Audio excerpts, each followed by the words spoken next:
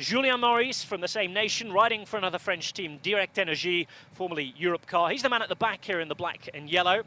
The man in front of him, wearing the light green, dark blue and black, is Benoit Jarrier, French rider as well. They have Sébastien Hinault in the car, directing operations today. Team making its debut at this race, One Pro Cycling. New British team at Pro Continental second division level. Christian House, a very experienced rider, is up there in the break riding for them. Brian van Gouten is the Dutchman wearing orange right at the front of the group as we look at it here. Also joining him are Maxime Farazane riding for Topsport Vlaanderen Baloise. He's the man in the white, yellow and blue at the back, just with his hand looking to see what he's got for lunch on the right-hand side there. Kevin van Melsen is the representative of Wanty Group Gourbe, right in the middle of the group with the navy blue jersey and shorts and the white stripe on his back. And three riders from the Verandas Willems cycling team. They came into this race late to replace Giant Alpecin, who unfortunately couldn't compete due to the number of injuries sustained in a training crash. Their three riders are Stefan Zummeren, Brecht Dane and Kai Reus, the Netherlander riding wearing number 248. Situation behind is calm, as you can expect. It's nice and well controlled for a minute, and we're still approaching the Taaienberg, where we expect things to kick off. Caperet as well to come just before that, the Kruisberg. Then after the Eckenberg is when we usually see certain moves and the select group forming. Well, welcome to coverage of the Omloop at Nieuwsblad, wherever you're watching around the world. I'm Rob Hatch. Love to hear you from wherever you're watching throughout the race. You can get in touch at Rob Hatch TV on Twitter. Sit back and enjoy the first of what is going to be many weekends in this part of the world throughout the spring. Well, only one World Tour team in the break, as we said, 94 Ks to go. And it's a big one. Who is going to follow Ian Stannard today? Ghent, the central focus city for this race for another 3 years after a new contract was signed last season.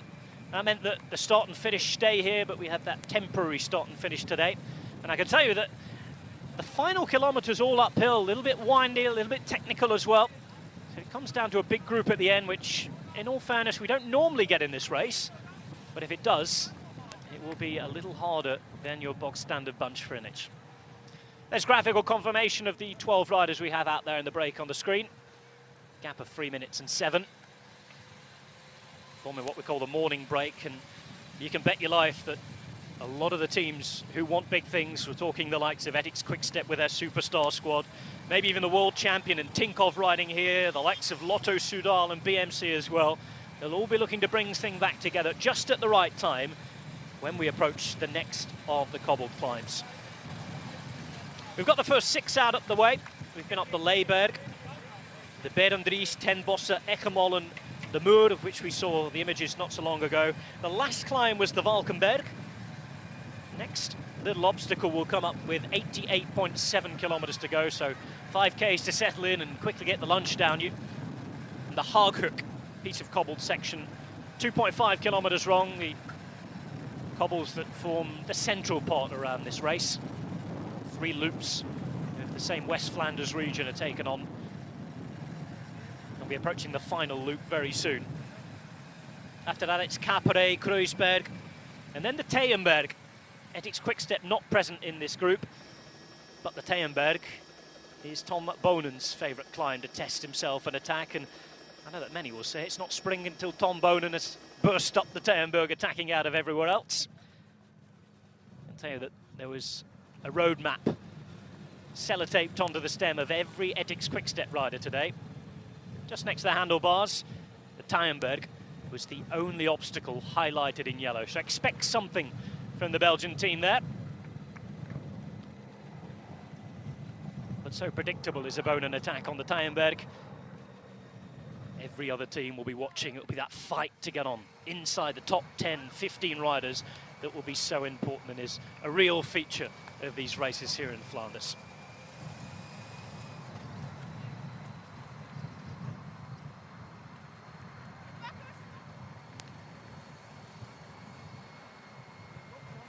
There's Alexis Goujard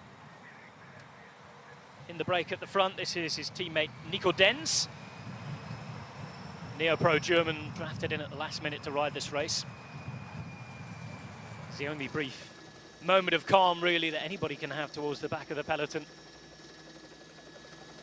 Most of that time in this race has come and gone. And the last 80 kilometers is where we're going to see all the action.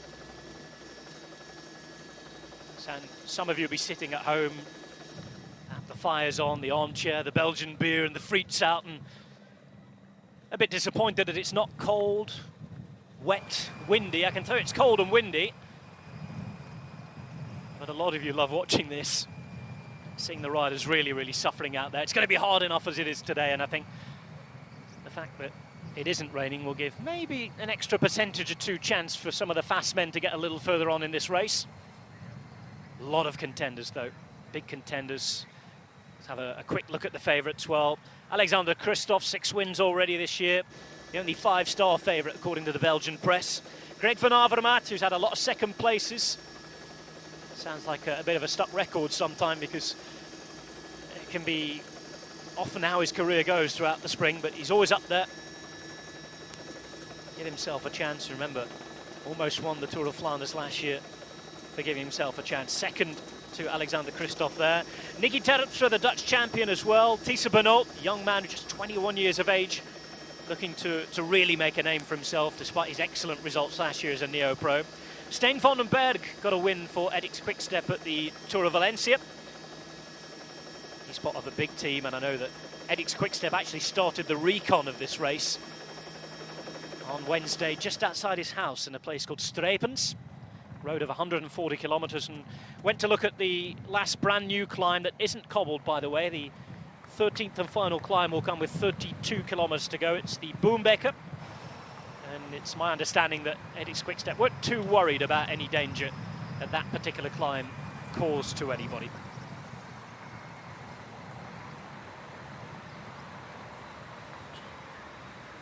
"90 kilometers to go then. 6 of the 13 climbs already ridden, but all the most important ones, and the cobbled sectors as well. We'll go over the Haaghoek on 2 more occasions. The famous Langemunte comes in the final 20 kilometers.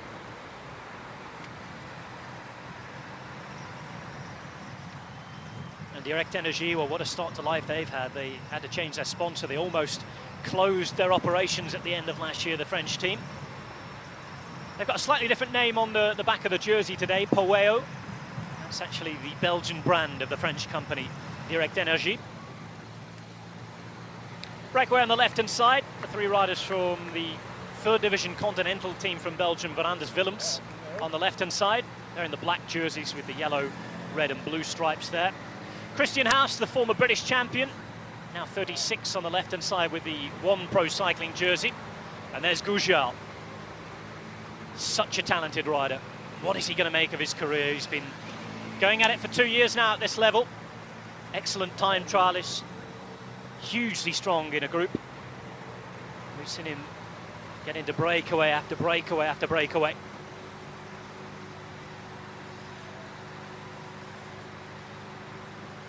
Really long odds, and perhaps considered a good bet before today, but out there in the break and doing his bit for an Asher Dozere team that, well, isn't exactly littered with stars, but they've got some experienced riders in the shape of Jesse Sargent, the Kiwi rider, Sebastian Churgo and Damien Gaudin there as well. New signing this winter for them.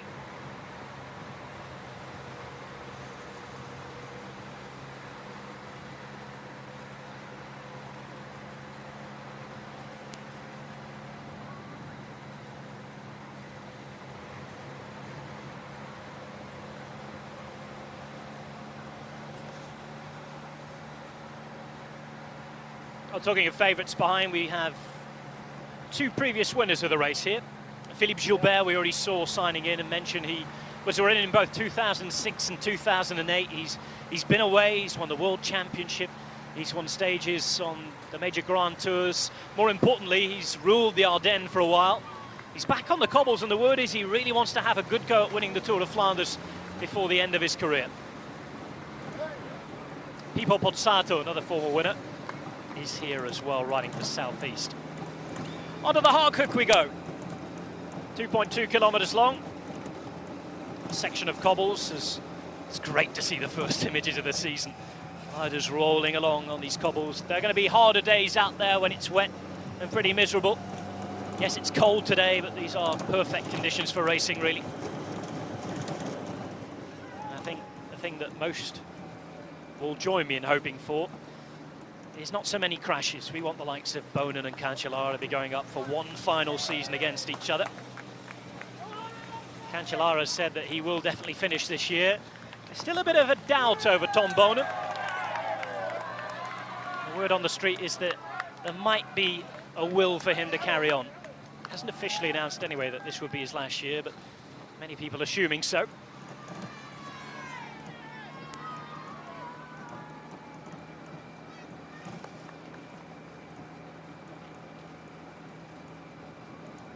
Interesting stat from the start list of 199 riders, in fact, was the fact that there were 74 debutants here. Average age quite high. See likes of Christian Haus on the left-hand side. One Pro Cycling, a new team here, but their average age up at around 30. Youngest team is Stilting Service with an average age of 24. But a lot of older riders making their Omloop at Nieuwsblad debuts. No lack of experience in racing this kind of terrain. Just not too many have raced this particular race before. It's a race that's in its 71st edition. If you don't know too much about it, it was started by the Het Volk newspaper in 1945, a rival to the great Ronde van Vlaanderen or Tour of Flanders.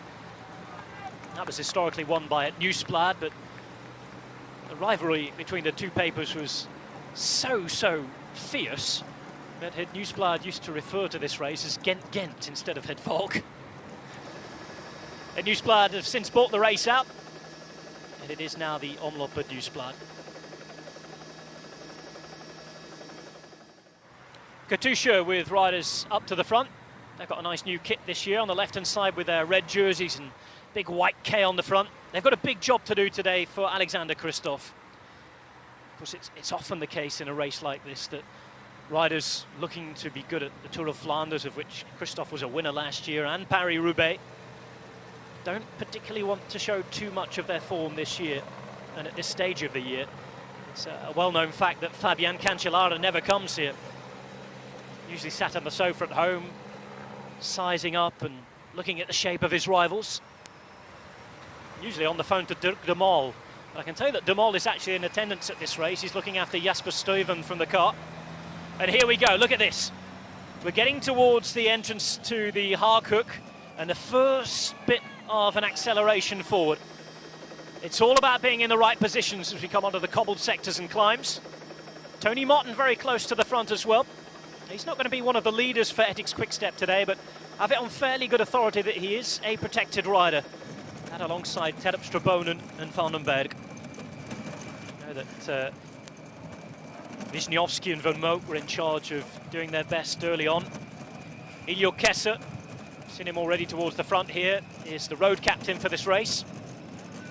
And Ethics Quickstep, well, after what happened last year when they had 3 of the 4 riders in the final selection and still managed to lead out to an exemplary performance by Ian Stannard. They are under pressure to right the wrongs of last year. In fact, the whole cobbled campaign was a bit of a disaster, really, for Ethics Quickstep last year. They sort of redeemed themselves in the hilly Ardennes in April. With a superstar team of Bonen, Kessler, Vermoot, Maas, Martin, Terpstra, Wisniewski and Vandenberg. There's not too much of an excuse for not being protagonists here, really. They also have so much experience in the car with Wilfred Peters. And of course Tom Stales, who's another of the 2 directors sportifs here. He's a former winner of this race back in 1996.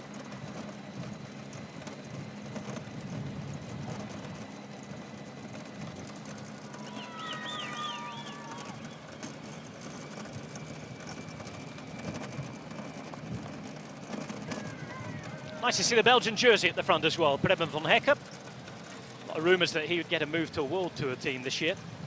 Didn't quite matter, and I'm sure it's a huge honour for Topsport Vlaanderen to have the jersey in the team. Now Trek Factory Racing on the left-hand side. Man's second wheel there is Jasper Stuyven. Really interesting to see how he's going to go. Of course, up against the likes of Sagan, Van Avermaet, Terpstra, Christoph, all those huge line of favourites that we've seen. We're just seeing the lieutenant or lieutenant but one come to the front and look after their main riders. We've seen Benati in the fluorescent yellow of Tinkov, the Russian team. Already a winner this year, and they've got a couple of dark horses in their team as well. Oscar Gatto, the winner at Dwars-door-Vlaanderen, another of the semi-classic cobbled races. He's racing for Peter Sagan and Tinkov this year. Benati, a fast man himself, and Adam Blythe, the British rider, in there as well. So many names who can do anything, but as with everything at this part of the year, it's all about how your form is, what you're building up to. Completely unrealistic to expect someone to start winning now and carry it all the way through to the Ronde van Vlaanderen, the Tour of Flanders and Paris-Roubaix. In fact, there's a pretty amazing stat in that nobody who has won here has gone on to win the Tour of Flanders. That has never happened. It's only happened with Paris-Roubaix on a couple of occasions. In fact, the last rider to win Omloop at Nieuwsblad and then at least one of the 4 spring monuments in the same year was the Lion of Flanders himself, Jan Moseel, all the way back in 2000, which was very much a different era. He won Paris-Roubaix after winning Omloop that year. Other riders, Eddy Merckx, yes, had to be him, didn't it? Milan-San Remo and Liège-Bastogne-Liège, as well as Omloop in 1971. He did it in 73 as well with Paris-Roubaix and Liège-Bastogne-Liège. Roger de Vlaming did it in 79, winning San Remo as well as Omloop at Nieuwsblad. And apart from Moseel, the only other man to do it was Franco Ballerini, the Italian, the late Franco Ballerini, winning in Paris-Roubaix. Without forgetting Frank van den Broek, pardon me, in 1999. Liège-Bastogne-Liège as well as Omloop. So it would be a specific club to enter if you were to win here and go on to take form. A word of caution for anybody wanting to win this race. So we can talk about Tom Bonen, who has won just about every UCI race that favours him in the world, but he's had 13 goes at this and he's never won this race. It's the one big glaring gap on his palmarès. The word is that he's not quite up to speed yet. Training hard. He had that very nasty crash in the Abu Dhabi Tour at the end of last year when he got his form back. He was racing well. Lost a little bit of his hearing in his left ear as well, but started the season.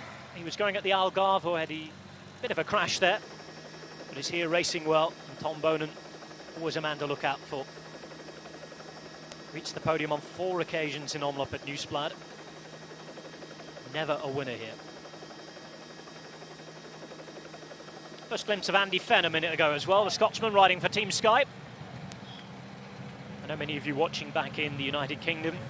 Lots of viewers down under in Australia as well. I can tell you that Orica Green Edge are racing, and you have Matt Heyman, who's a very good chance of doing something for your team here. He was out reconning the brand new finish yesterday, riding up and down the pavement for about 10-15 minutes, just checking every contour of the arrival. He's a previous winner of a Senni Classic just a few years ago when he took Dwars-door-Vlaanderen. Bit of wind blowing across the road. Just see, positioning already vitally important with 81.8 Ks to go. Any sort of gaps that are made towards the end of the race here, and you've got teammates involved, you can push on and make the difference. What makes these races so exciting.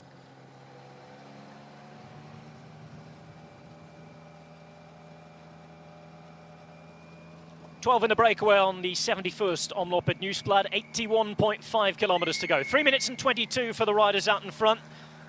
4 Belgians, 4 Frenchmen, 2 Dutch riders, 1 Australian and 1 Brit. They are Alexis Goujon of AG de Zelle Mondiale, Bora Argon 18, Zach Dempster, Hugo Hofstetter riding for Cofidis. He's at the front now in the red jersey. Julien Maurice, another Frenchman for Direct Energie. Fortunaire Vital Concept has Benoit Jarrier up there. Christian House for One Pro Cycling. Brian van Gouten riding for Romport Oranje Peloton. Kevin Vermelsen for Wanty Group Gobert. Maxime Farazane for Topsport Vlaanderen Baloise. And 3 riders from Veranda's Willems cycling team. Stefan Summeren, Brecht Dane and Kai Reus. Interesting that only 4 of the lower level teams have missed the break. A few tellings off issued in the car behind to the riders from Stölting. Southeast, Nippo Vinifantini have no real leader or strongman here. Vital for their presence at the race that they made the break today. CCC Sprandi Polkovic have got some strong riders, but you might have expected them to try and be in the break as well. It's not always an easy thing.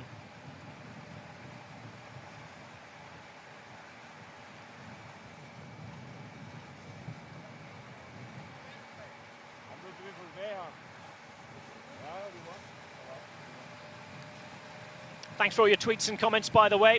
Remember to let us know how things are going as the race hots up. Predictions, comments on what you're seeing as well. It's always good to have you involved. Christian Haus, nice to see him racing at this level again. Had a long, extremely combative career riding for mainly continental teams on the British circuit in the last few years. One Pro Cycling moved up to Pro Continental 2nd division level this year, and not too many better riders than this man to work hard and bring his experience. Training away in the sunshine as he normally does in the winter.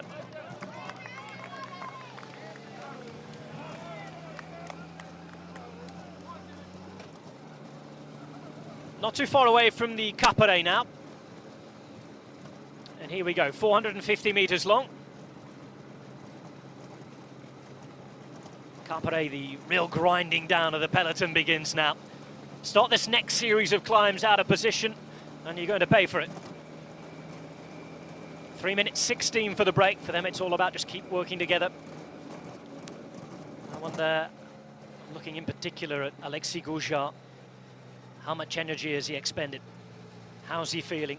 Because when this starts to come back and anybody else is going to think about launching a counter-attack, then that'll be the man. Kilometre long, the second part of this climb, pardon me, the Capere, unpaved at this point.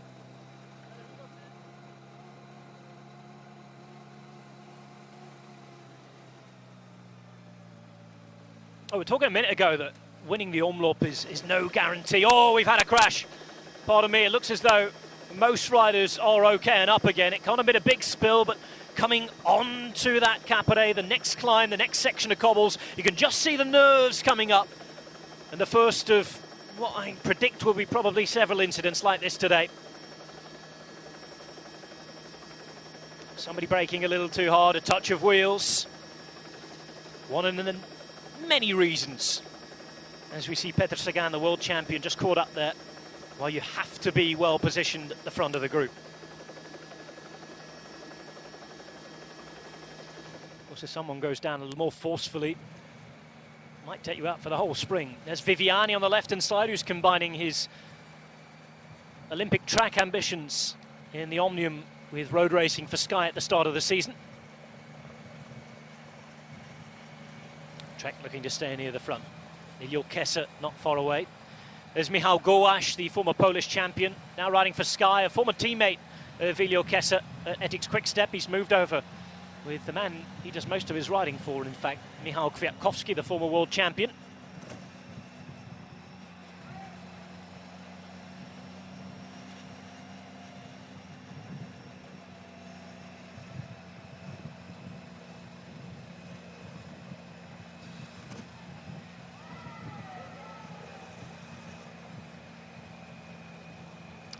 There's Niccolò Bonifaci on the left-hand side with the glasses on.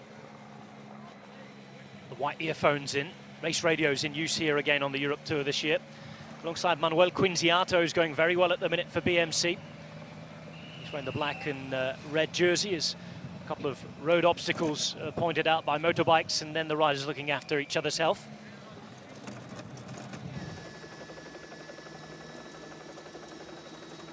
Riders approaching the Capere then. Another sharp left turn, all these rural farmland roads, cobblestones. The narrow nature of the roads makes it hard in itself. One short of 200 riders. So the Capere begins with that 450-metre cobbled section, and it goes uphill for another kilometre. Kreuzberg coming up, then we get to the Teyenberg and the Echenberg. A couple of climbs taken out this year, in fact. The Molenberg is one of them. That's being used in the women's race. I know on Twitter many of you asking for updates of that race. Unfortunately, we have no images of that here, so I'm unable to give you any sort of update as far as that's concerned. Apologies in advance for that.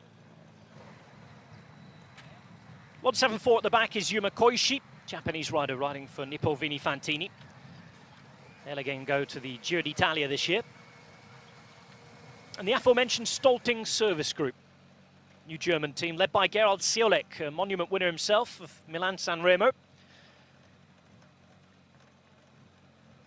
Other names, perhaps not on the front line, but on the lowdown to look out for. Borut Buzic, who's previously done well in Dvarsdorf Vlaanderen, he's running for Cofidis. Florian Seneschal and Kenneth van Bilsen with them. What about Sylvain Chavanel, riding for Direct Energie? He's already had a win this year. Frederik Verkelen has been there or thereabouts. Dan McLay is a young British rider riding for the French team Fortuné, who's got a very good sprint on him at the end. Mentioned Pippo Pozzato, one of the only two former winners riding today. Moreno Hofland and Mike Turnison riding for Lotte NL Jumbo as well. Dries Devenijns and Olivier Naassen are both local boys riding for Yam Cycling, and Arnaud Demar is here for Française des Jeux. Brief period of calm in the peloton again. Not going to last that long. On their way nicely up the Caperet for the minute. No attacks as of yet. Breakaway gap still more than long enough here. 2 minutes and 59 seconds. Quinziato doing a good job for BMC on the left-hand side. Several winning options themselves. Will it be Van Avermaet? Will it be Gilbert? Jempi Drucker picks up a lot of good place finishes as well. Plenty of top tens for the rider from Luxembourg. And Rick Zabel's here too. Says he's much more of a classics man than a sprinter like his dad Eric was. Still a young rider and learning the ropes though.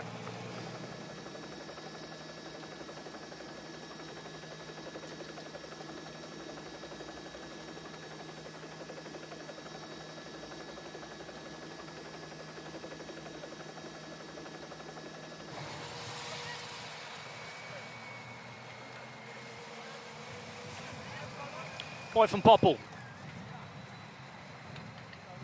His brother Danny's gone to Sky this season. Had a few injury troubles early in the year. Knee problems have meant that he hasn't done too much racing yet, but Boy from Poppel still riding for Trek Segafredo, as we call them this year. They've got a new second sponsor, the coffee manufacturers. A really strong team that's turned up here. Marco Coledan, we've mentioned Bonifacio already. Very experienced domestique in the shape of the Basque rider Marc Irizar. And Edward Turns. Such a good year last year. Came so close in Schelde Prijs. He's signed from Topsport Vlaanderen. That's nothing more than a comfort break there for the Lotto Soudal rider. It looks as though the rider from CCC Sprandi Polkovica had the same idea. Not too much time for many more of those though. Ace already hotting up.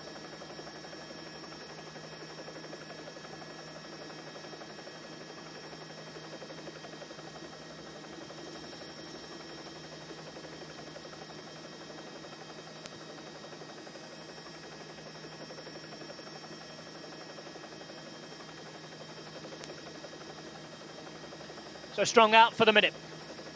Those in front know that if they want to make early moves on, we're thinking Teyenberg, Echenberg and Wolvenberg, and then the four cobbled sectors that come to that, they've got to get this gap down a little. 2 minutes 45. Anybody who's hoping that it's going to come back together for a bit of a sprint will be happy to let these guys wear themselves out for a little longer. But a big group of 12, you never know. How much energy have they been conserving? And the good news for some of the big name riders behind is that there aren't too many big name riders out here in front, or people with particular reputations of being strong men, with the exception of the man on the left-hand side of your screen now. Perhaps you could put Christian Haas in that category too. But Alexis Goujat has the potential to turn into one of the top riders of his generation.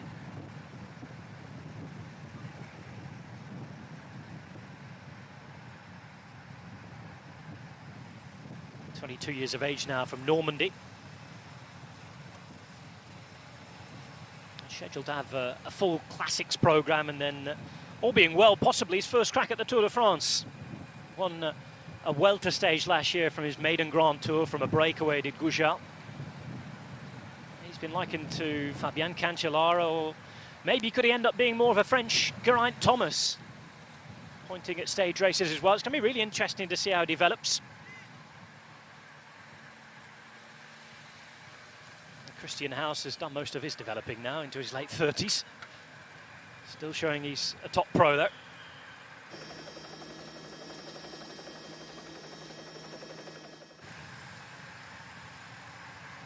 But if you're at the back of these groups right now, struggling to hang on, it's going to be a long day.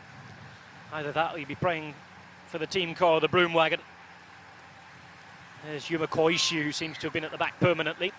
Kent Joa, who's the Estonian champion there.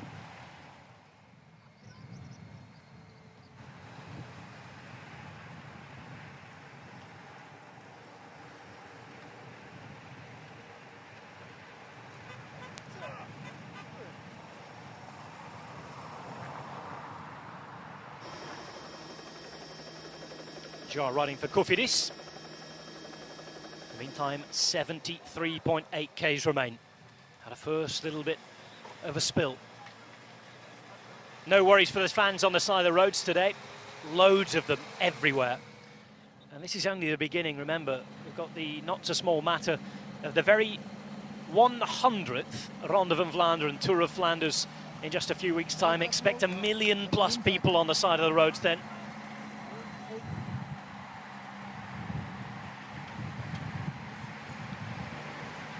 Katusha wanted to bring this back together, not too quickly, but controlling things. But a little bit of an acceleration on the last couple of minutes. I wonder if they're just trying to see who's caught out at the back. 2 minutes 40. They've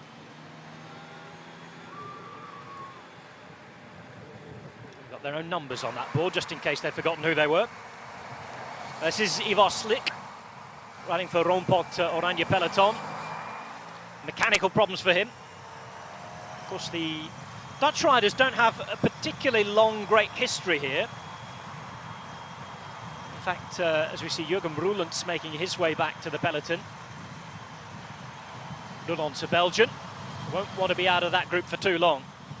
One of the main players for Lotto Soudal, but as far as Roompot and Brian van Gutem, who's in the break, and Ivar Slik, who we saw at the back there, well, Dutch riders, until 2011 when Sebastian Langeveld won. They hadn't won this race since 1987 when Teun van Vliet was the victor.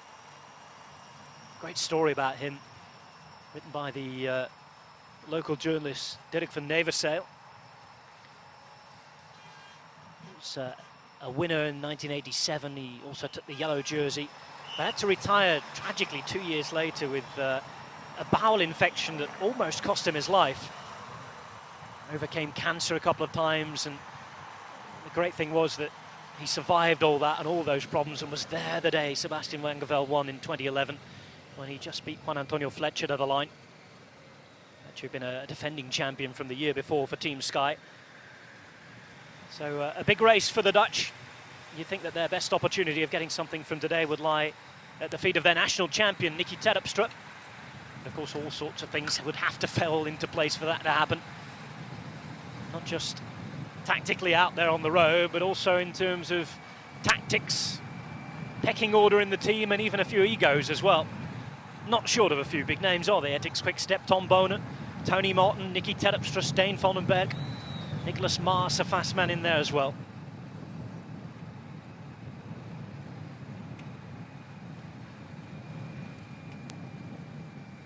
Well, the wind is howling out there on the course.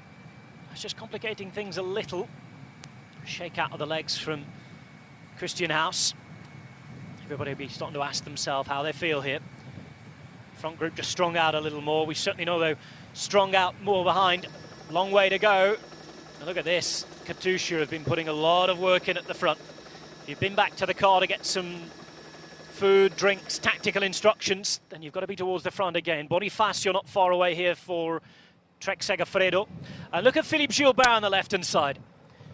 We saw him put in an attack or two on sprint stages in the Dubai Tour, just showing off, testing his own condition. Actually, does their rider off the back as well. Gilbert will be wanting to be where he is, and he's also got the new national coach to impress as well. Olympic Games and World Championships coming up this year. New national coach is Kevin de Weert, former teammate of Tom Bonen at Quick-Step. De Weert said he's looking forward to seeing a few of the younger riders perhaps prove themselves today, and I think mentioning that, he's looking in particular to Jasper Stuyven, who's riding as leader of Trek today as we're on our way to Ronse. And of course Tissa Benoot. Tissa Benoot, who is a bit of a Rolls Royce of a rider already, just second year into his professional career. You get the feeling that there's little he can't achieve. The man who rides for Lotto. There's Jürgen Brulons. Jens de Busser alongside him. Terrible twosome who can do plenty of damage.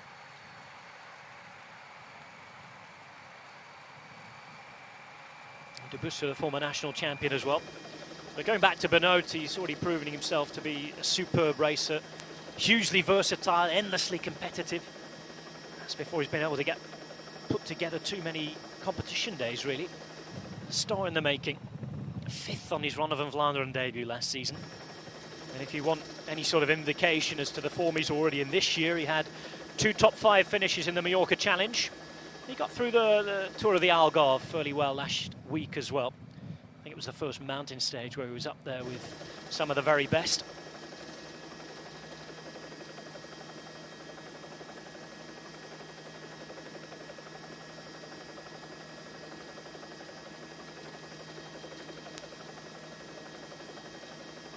Inside 70 kilometers to go.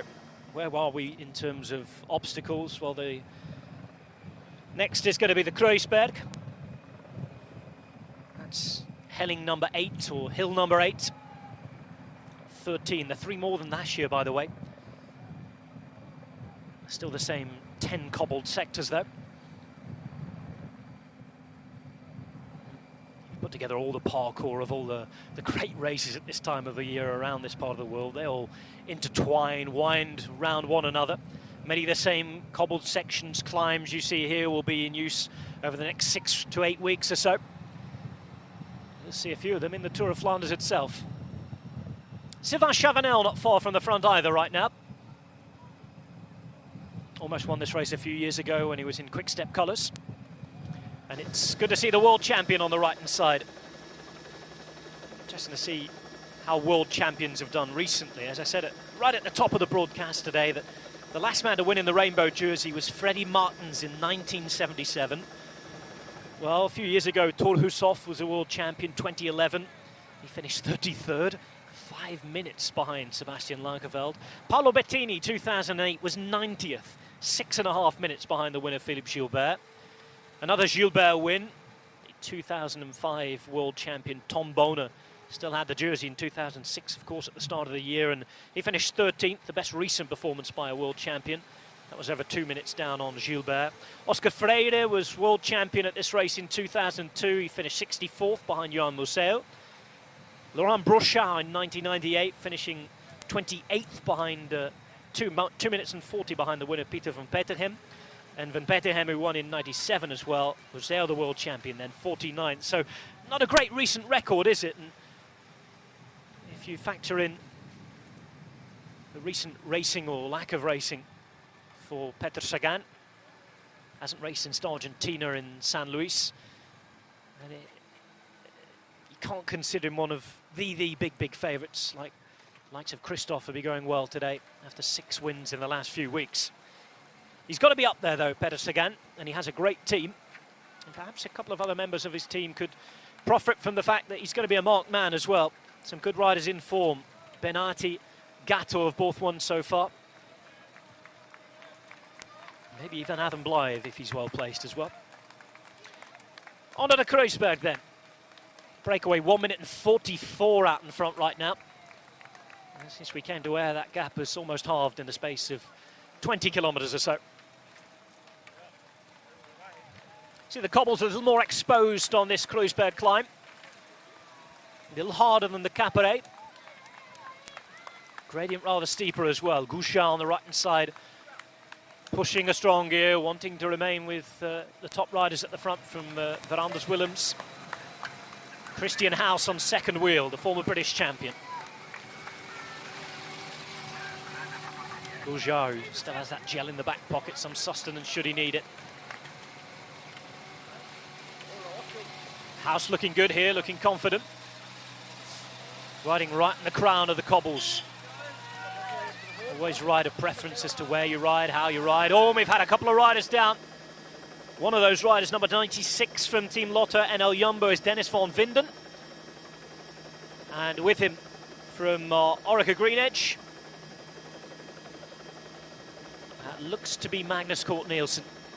Magnus Cort Nielsen on the right-hand side, the Dane. This is how it happened. Look on the left-hand side of the screen here. It's happened quite close to the front as well. Just on the right-hand side of the road. One of the Lotto Soudal riders involved.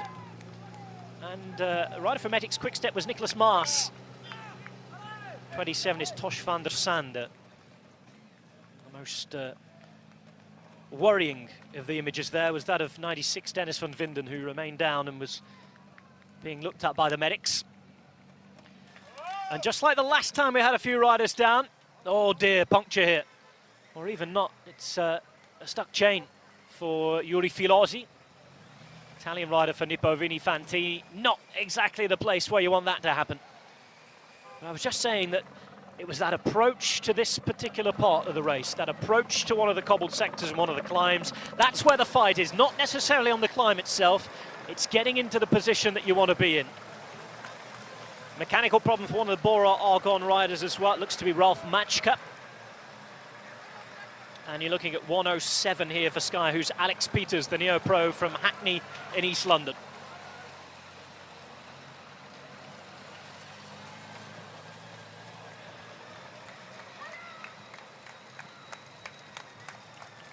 Well, there's Maas towards the back on the right-hand side. He's got Ilio Kessa just in front of him.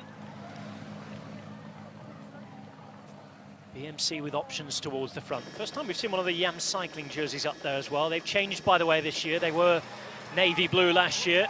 Up there in white this time out as Kessa gives Maas a good push up the Kreuzberg.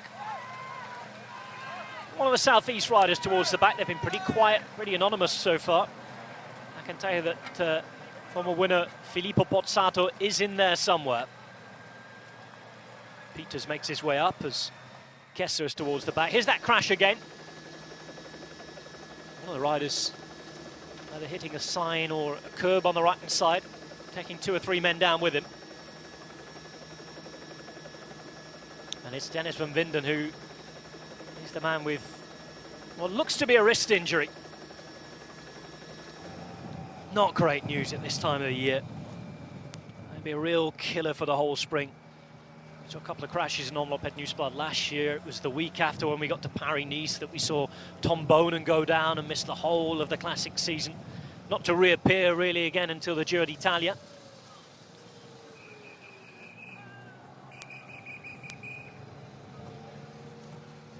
Continuous sound of marshals' whistles.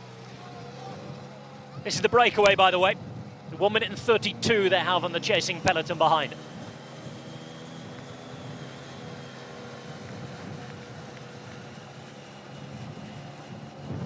House on the left-hand side. With him is a man from Direct Energie, Julien Maurice. We talked about Sylvain Chavanel, but they've also got young, I say young, been around a while now, mid-20s, Adrien Petit, who started the season winning very, very well at the Tropical Amissa Bongo in Gabon in Africa.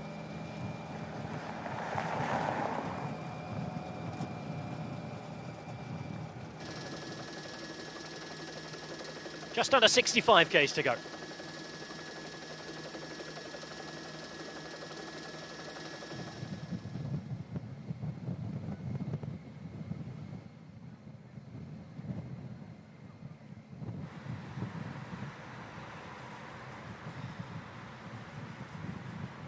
Well, thanks for all your tweets so far, by the way. A lot of you asking about the women's race. I can just say out the corner of the commentary box, the podium ceremony taking place right now. And it is a victory in rainbow stripes for Lizzie Armitstead. Pressure on you, Peter Sagan, to try and follow that. He's on the left-hand side here. Rainbow jersey on his back. One world champion winning today.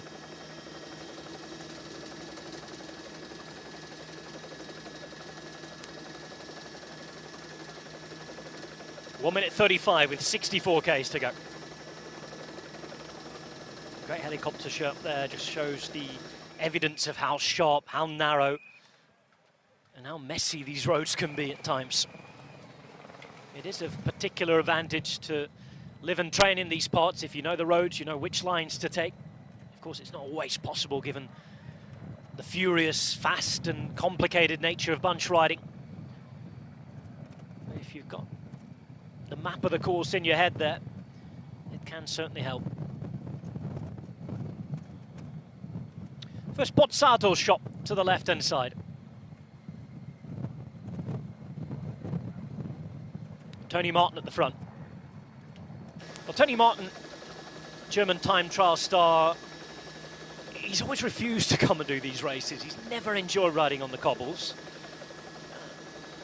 He was victorious on the cobbled stage of the Tour de France last year.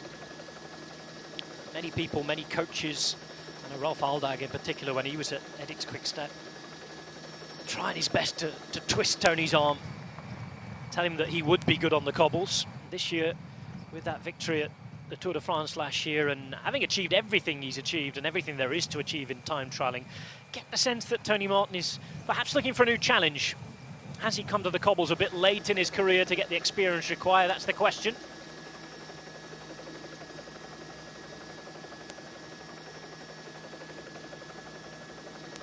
But he's riding today, and this is only his second ever cobbled semi-classic. Raced Dwars of Vlaanderen in 2008, finished 42nd. So there were 12 in the break, now down to 11. Hugo Hofstetter on the left-hand side. French rider for Cofidis, Neo-Pro this year. Well, what an experience it will have been in that break today. His next task is to try and hang on with this lot for as long as possible. It's so dry today that dust's being kicked up. Almost resemblant of an April day at Paris-Roubaix. One of the drier ones, obviously. First sighting of Luke Rowe on the left-hand side as well, the Welshman riding for Team Sky. With no Ian Stannard today, you get the feeling that Luke Rowe could be given a chance to ride for his own success. Onto the Dondere. Dondere, the next section of cobbles. Not classed as a climb, this is classed as section number 3 of the flat sections. I leave 7 after this. But after we're done on the Dondere, 5 kilometers time, that's when we get to the Taaienberg. And that's where Edix Quickstep is surely said to be planning something. It's the only hill that's highlighted on their stems today. Those of you unfamiliar with how riders take on remembering the parkour and remembering where they're supposed to be active apart from the radio and the instructions they receive from their DS and road captain, you often have a little profile with keywords and things highlighted of the route. It's taped to the stems, which connects the handlebars to the bike frame. Edix Quickstep today looking at the Taaienberg.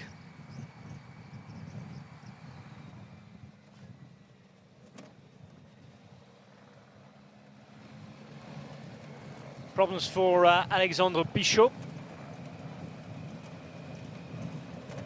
No such problems at the front of the group onto the Dondere for Daniele Benati.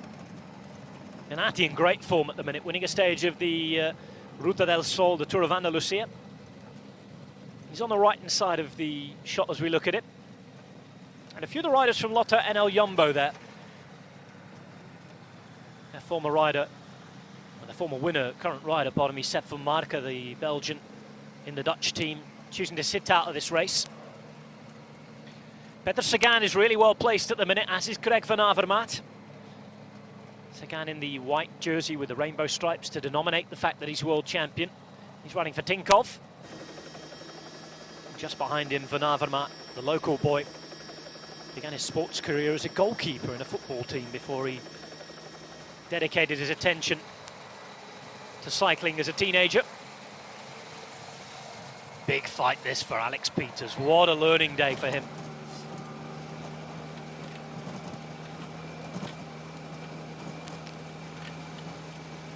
One of the riders from Willems-Verandas pushing things along on the Dondere. Heading next to the village of Nukerke. Wherever you go on this route, there will always be fans on the side of the road. Just outside the old velodrome, as we see it's Caireus of the Netherlands. The start and finish here is right next to Kupke, famous very short Ghent track with a hugely steep bankings. They have the Ghent 6 every year. That building, the ICC and the Art Museum next to it today turned into the headquarters of the race. Just around a kilometre or so from the finish in the last few years in St. Peter's Square.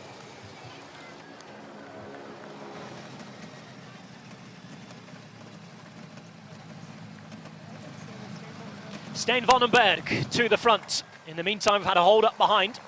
102 for Sky there is Michal Goash. Goash with a gearing problem. Dropped his chain, struggling to get it back on.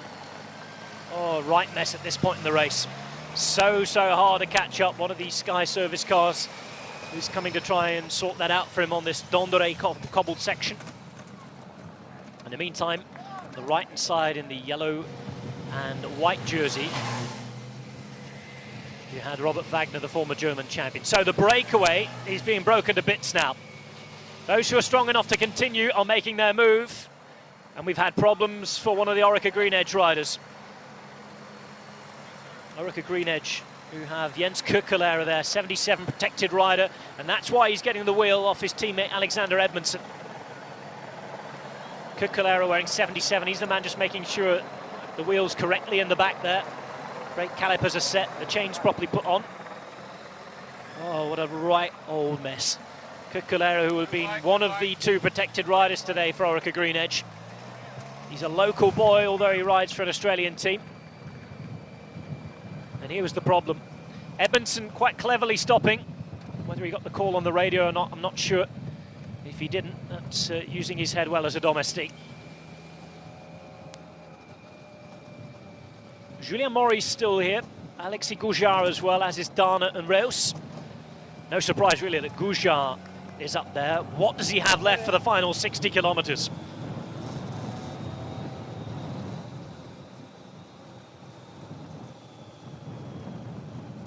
Racing really underway now.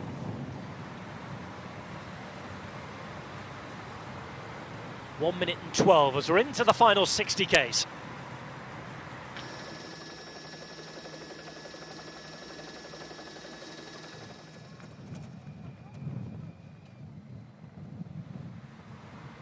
Fenn on the left-hand side working.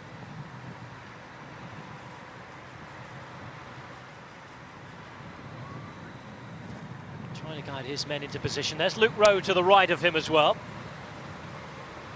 Gianni Moscon up there too. Already gaps appearing at the front. Of course, changes of direction, the wind blowing, that's not going to help anybody stuck behind. And we're on the fight to get on to Dondere and then Taaienberg. Taaienberg coming with 57.4 kilometres to go. No sign too much of Tom Bonen yet. Surely he's not going to miss his cure in what could be his final season. Stijn Vandenberg is towards the front though. He's on the left-hand side with the new Ethics Quick-Step kit that is a slight resemblance to the Inter Milan football jersey. Well, that's a bunny hop and a half. Off the cobbles, onto the gutter. 1 minute and 3 now for the four riders out front.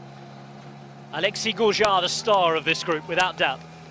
Julien Maurice having the experience. And now on to the Taaienberg. Maximum of 15.8% the gradient. And you can see how tight and how narrow it is to get on. Hence the reason positioning is so important. As well, if you're in the top 10, the top 15, you can find your spot over there on the gutter, and you don't have to ride up the cobbles. In fact, when Tom Bonen first attacked on this particular climb years ago. People asking him why he started doing that all the time. It was initially in the Edri Harelbeke race. He said, well, it's quite simple. If you get ahead, you can get into the gutter and have an easier ride up. It's not necessarily about just putting those behind in danger and in the gutter and on the river. It's having the advantage yourself. All the hard riding done before you get onto the Taaienberg, though.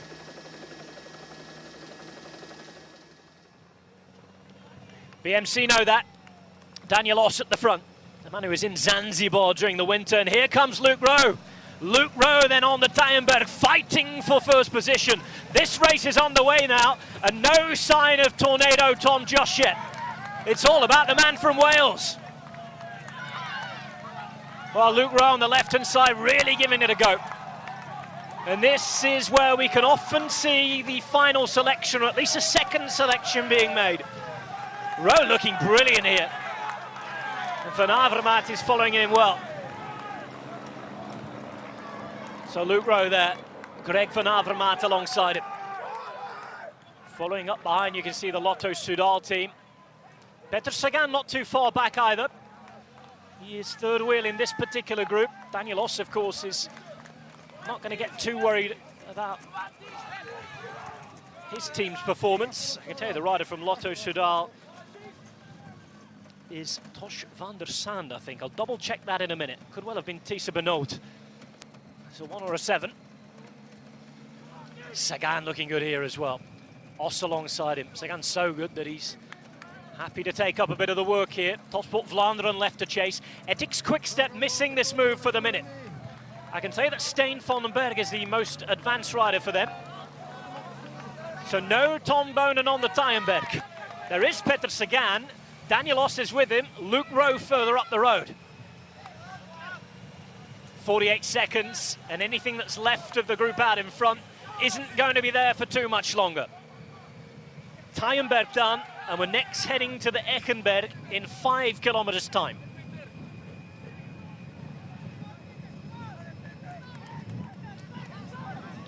So Sagan and Oss's task immediately is to close the gap here. I have a feeling it was, in fact, Tisa Benoot who went out in pursuit of Greg Van Avermaet. Peter Sagan is pumped here. We wondered whether he'd have the form. We wondered whether it'd be a day maybe for Gatto, Benati. Sagan looking good enough, hanging out close to the front, waiting to follow the right move. He saw Luke Rowe go, Van Avermaet followed, Benoot was there, and Sagan, in his rainbow stripes, wanted a piece of the action.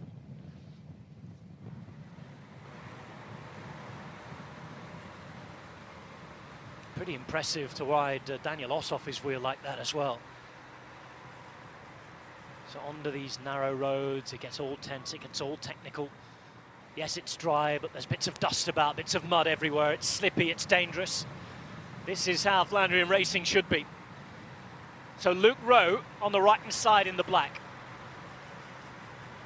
Just bridge the gap to one of the riders in the break. That's the Roompot rider, I think, Brian van Gouten. He's at the back in the orange shirt. It is Tisa Benoot for Lotto Soudal. Greg Van Avermaet is there. And as expected, Peter Sagan, as soon as he went off and chased, showed he had the form. So, Taaienberg is done and the race is on. Who's going to have the strength to close any of the gaps? We have a couple of important teams that have missed out here. I'm thinking Katusha straight away and Ethics Quickstep. They have numbers to try and chase things down. Tinkoff aren't going to do any chasing. Sky aren't going to chase this either, neither are BMC. Lotto Soudal will be quite happy to see what Tisa Benoot can do as well. Here are the gaps. Breakaway of 4 still has 14 seconds on a second group. 35 seconds to group 3. And this is group 3 here on the road. Benoot taking up all the work. Rowe seated just behind him. Greg Van Avermaet looking behind, wondering who's there. And of course, the presence of Sagan here is going to cause a few worries for these guys. They're all strong, fast riders. you bet your life that Petr Sagan was just about the fastest, though.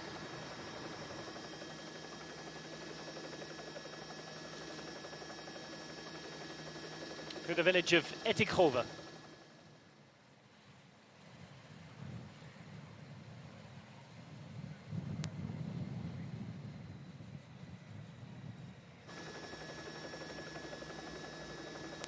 I remind you that Petr Sagan has not won yet at all in the Rainbow Champions jersey. Though towards the end of last year, turned up at the Abu Dhabi Tour, the inaugural edition of a race that was raced in 40-degree temperatures. Got a couple of second and third places. Before today, he said he was more curious to see how his first starts in Europe were going to go. He's also down to race tomorrow at Kuurne-Brussel-Kuurne. The minute he's chasing these guys, Goujian, Maurice, Dana and Reus, 2 Frenchmen, a Belgian and a Netherlander.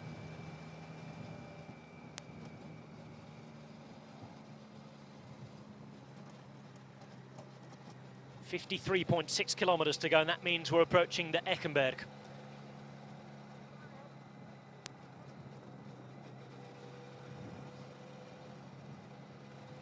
Eckenberg, or quite simply Oak Hill. Ek meaning oak in the local Flemish language.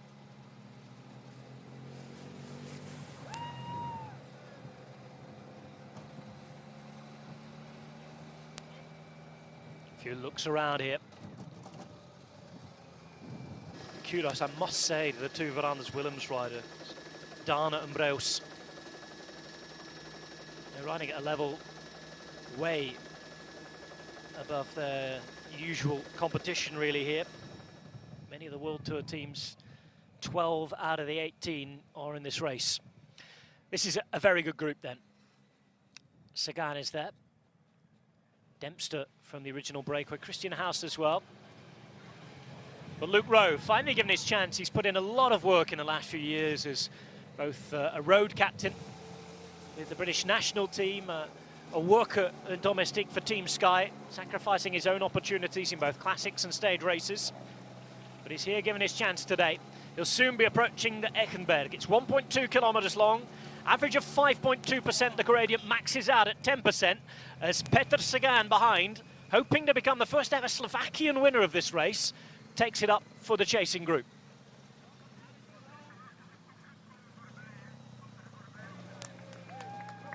Sagan has only ever raced one previous Omloop at Nieuwsblad, in fact.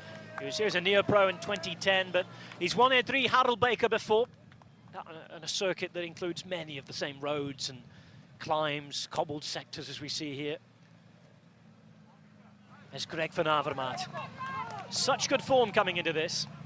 I mentioned in the introduction to the race today that picking up the Nieuwsblad paper in its Sport World section this morning, they had a poll and many different people picking different winners, but the highest percentage of anybody was 19%, and that was next to this man's name. Van Avermaet, solid start to the season, yet to win though. His 8 starts in the Omloop at Nieuwsblad. He's finished in the top 6 on 5 occasions. He's had 5th, 5th, 2nd, and 6th in the last 4. Van Avermaet really leading them up. Eckenberg can get nice and steep at 10% in places. Benoot looking brilliant behind him as well.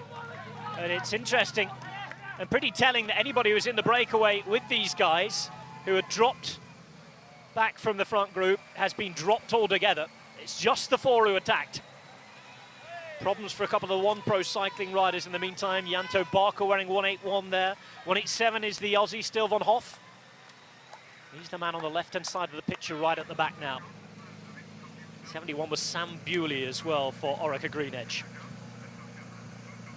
Sagan on the right-hand side in the gutter. Of course, it's a little easier than the cobbles, but it does have its problems, its pitfalls. There can be bits of gravel. There can be all sorts that can cause punctures. And Benoot looking the strongest of the 4. Well, he said he could be a Rolls Royce of a race, so the engines are already on, it looks like. Lotto Soudal, with one of the stars of the future. Could today be his day? We saw him chatting to Philippe Gilbert, who's being interviewed with him before the start of the race. Gilbert launched his own road career here. 2006 is where he took the big win. 2016, 10 years later, on the 10th anniversary, can it be Tisha Benoot? A lot of people questioning what kind of rider he still can be, because he was up there in Flanders, he's been up there on hilly races as well. Good from Sagan and Rowe behind, and that they've closed the gap straight away. We're waiting for the next chasing group and gaps to it. Got one of the riders who was in the break, and here we go. A couple of riders from Yam Cycling. Sky have got presence here. Still nothing from Katusha, nothing from Ethics Quickstep. You're going to have to feel that pretty soon one of those teams, or both of them, have got to start working together. None of their riders even in pursuit here. First Katusha rider in the bunch, first Ethics rider in the bunch. Sky, Tinkoff still with riders up near the front as well. Frances Desjeux and Aldo Demar in the main group. Ethics Quickstep with a lot of their riders towards the back. There's Stijn van den Berg, the huge giant figure.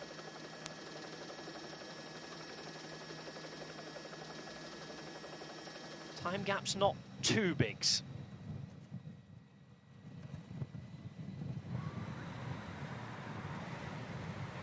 Flick of the elbow from Luke Rowe.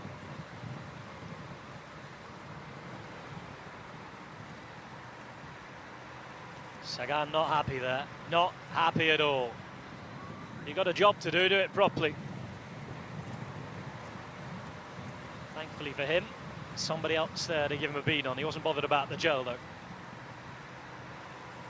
50k still to go here. Remember, all the action happening from that 80k to go onwards, just after the feed zone. The last 30k's completely flat, no hills, couple of cobbled sectors. You could quite easily miscalculate the eating, the feeding, the drinking. You've got to keep yourself well fed and watered. No use doing all the hard work and then messing it up. 16 seconds, the gap between the front of the race still on the left, still with Alexis Goujard there and Julien Maurice. And the big name riders who were briefly on the right side of your picture.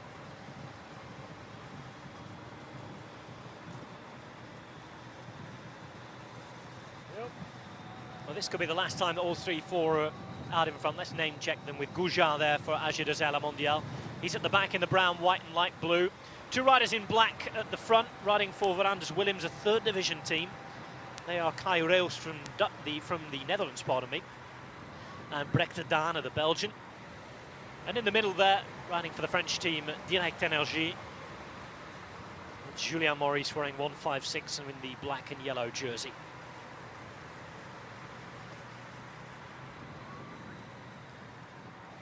This race is coming together beautifully. 50k's remain. Remind you of the obstacles we still have to overcome. Wolvenberg will be the next hill.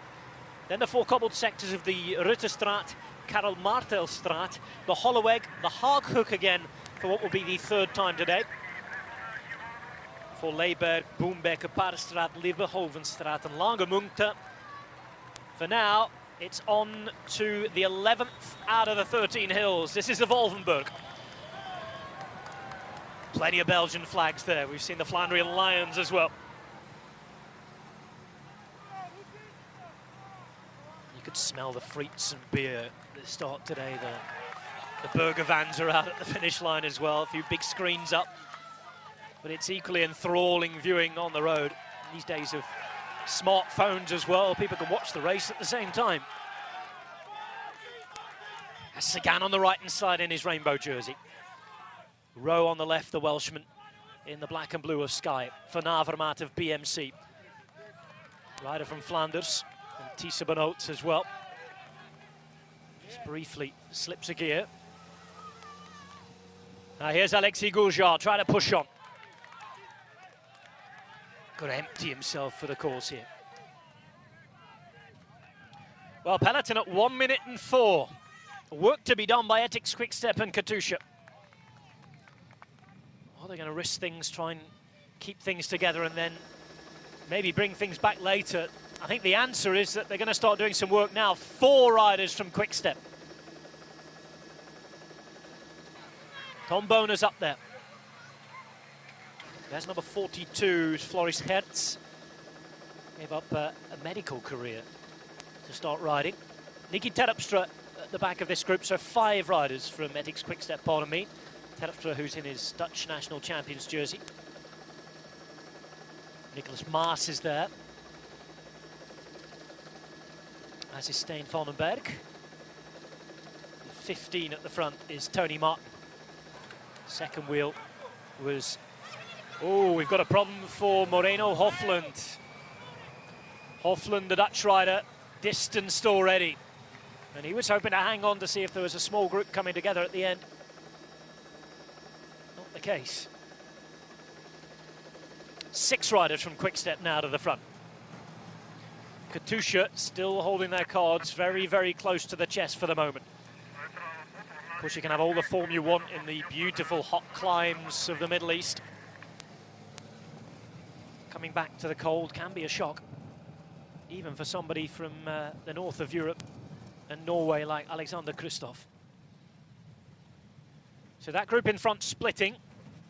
Sagan, Benoot, Van Avermaet and Rowe now just 30 or so meters behind the second half of it. Julien Maurice there. And it's Alexis Goujat who's plotting on.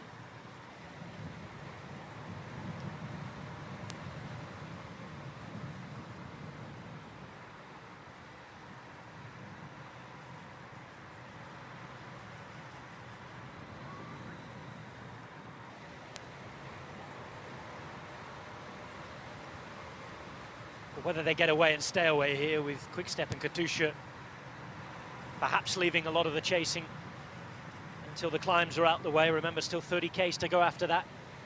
We can work together. Could be a very interesting finish, and we could get a bigger group coming together. It's not something that often happens in this race, but certainly on a dry day like this, it's possible. Whatever happens, it's certainly a very, very good test for Peter Sagan. Onto the Karel Martelstraat, 1.3 kilometers of flattish cobbles. And Alexis Goujat from Normandy in northern France, in which the Tour de France starts this year. Pushing ahead as a bidon for Greg Van Avermaet. Lots of team workers, soigneurs dotted along the course with spare wheels, drinks and bits of food. It's not just the riding that's hard of classics, it's the logistical planning that takes military precision at times. Bunny hop onto the pavement from Luke Rowe to get a little easier bit of riding in, and each and every rider follows. Of course, this is not always possible on the tougher sections of the toughest races. Certainly in the Ronde van Vlaanderen now we see a lot of the gutters that are barriered off. And this group of 4 is now about to become 6. Julien Maurice is one of the riders to be absorbed. He's the rider on the right-hand side with the yellow and black. Just ahead of him, it's Brecht Dana from Veranders Willems. So 2 of the initial 12-man breakaway surviving here, and 2 further up the road. They are Reus and Goujat. Bit of a free ride here. Of course, the peloton behind aren't going to be able to be afforded that same luxury, although as many as possible are heading for the pavement. There's the distance as we look at it. 22 seconds between the first top 2 groups, and at the last count it was a further minute behind to the peloton.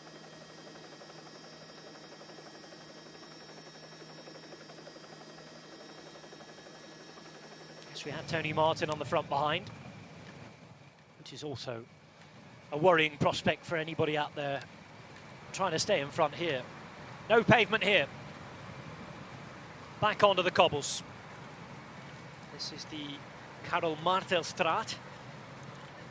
Almost immediately we go onto the Holleweg and heading towards Brakel. There we see the Haaghoek yet again. Longer section of cobbles today that alongside the Langemunte. The Haaghoek taken on 3 times.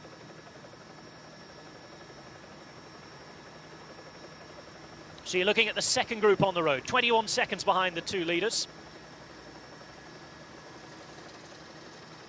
Luke Rowe leading them. Of course, we hadn't had a British winner at all until 2 years ago here. Ian Stannard became the first Brit to win. Elio Kessa back to the front. Tony Martin with him. Martin on the right-hand side, as you can see. Just coming up from the back of the group to do his turn again. Niki Terpstra involved. And Nicholas Maas is second wheel. Martin now slips back into third wheel. Of course, he rode so well on the cobbles last year. That was in the Tour de France, but it's not just the terrain, it's the nature of the racing, the guys you're racing against.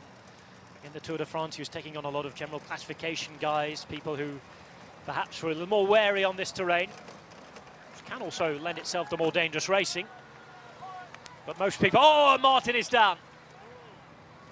A couple of riders down behind. So, Tony Martin down. Luckily, getting straight back up again and not taking too many riders down with him. Tony Martin wearing 15. We're just saying that things can be difficult.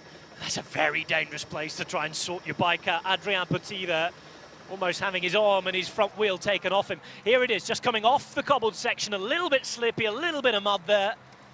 Niki Terpstra just about saving it on the left-hand side.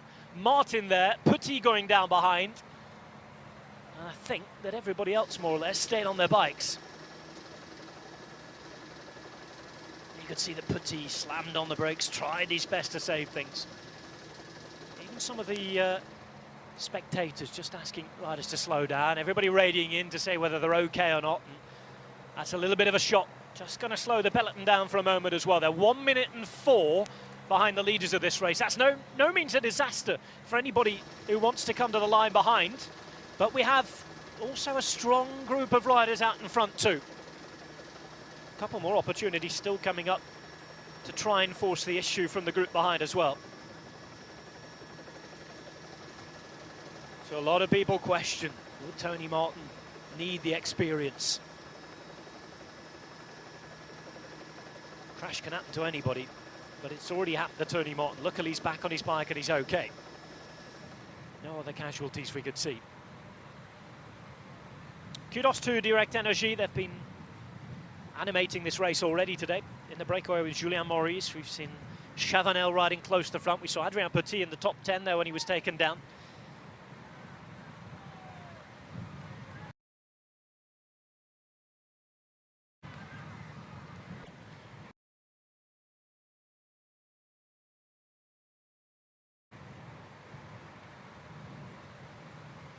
From a question of pride, they'll be pretty happy that the Moneybags team from Flanders, Ethics Quickstep, are still behind. Really well done to Kai Roos. It's pretty obvious who was the man with all the class.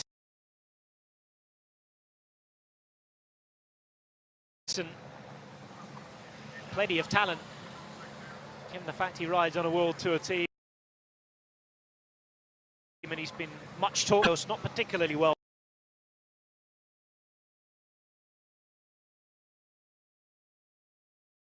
known out there and riding well with him.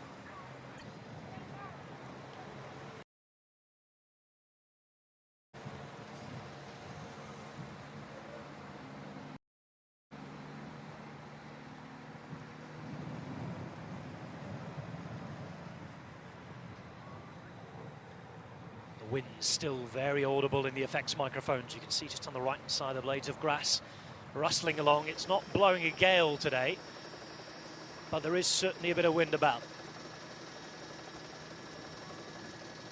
Just seeing which direction it's blowing as well.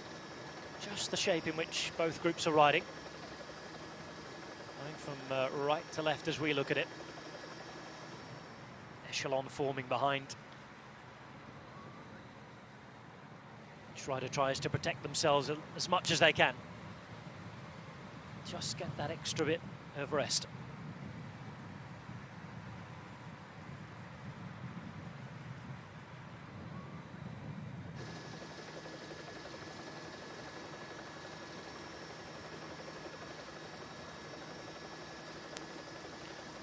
contact then between the top two groups. Leading group of 8 riders now has 1 minute and 2 seconds. Goujar quickly settles into the group. And somehow, but Anders Willems have still managed to keep 2 riders there. Julien Maurice still in touch too. Luke Rowe has taken it up. Proudly wears the Welsh flag on his sleeve. One of 2 proud riders from Wales in the Sky setup.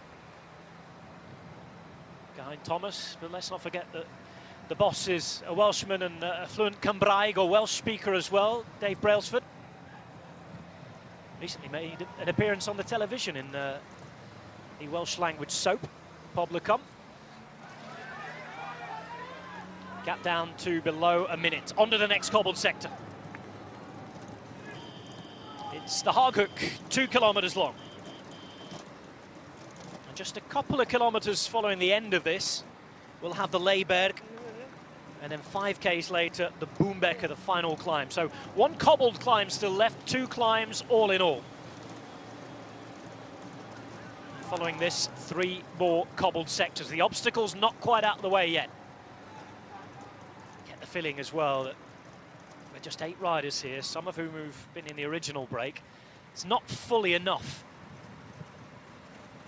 There is a chasing group developing though.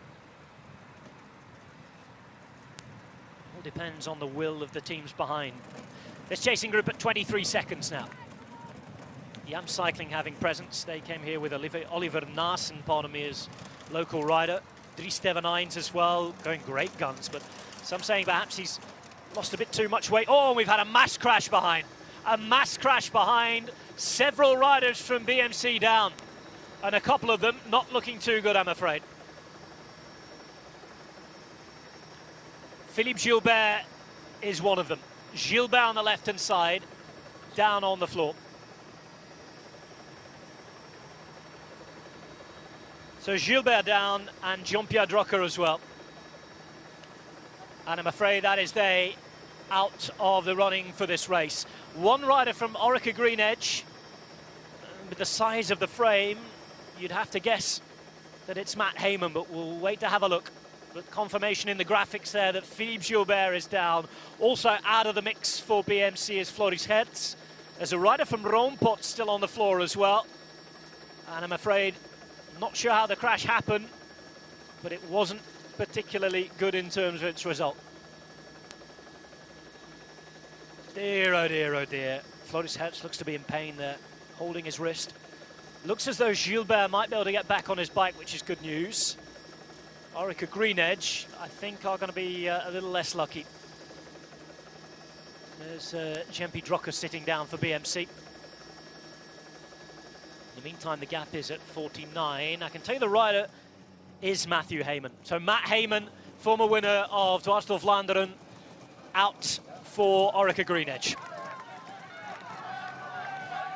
I know that lots of you have stayed up very late into the early hours of the morning to watch in Australia. And that is a disappointing sight, I know.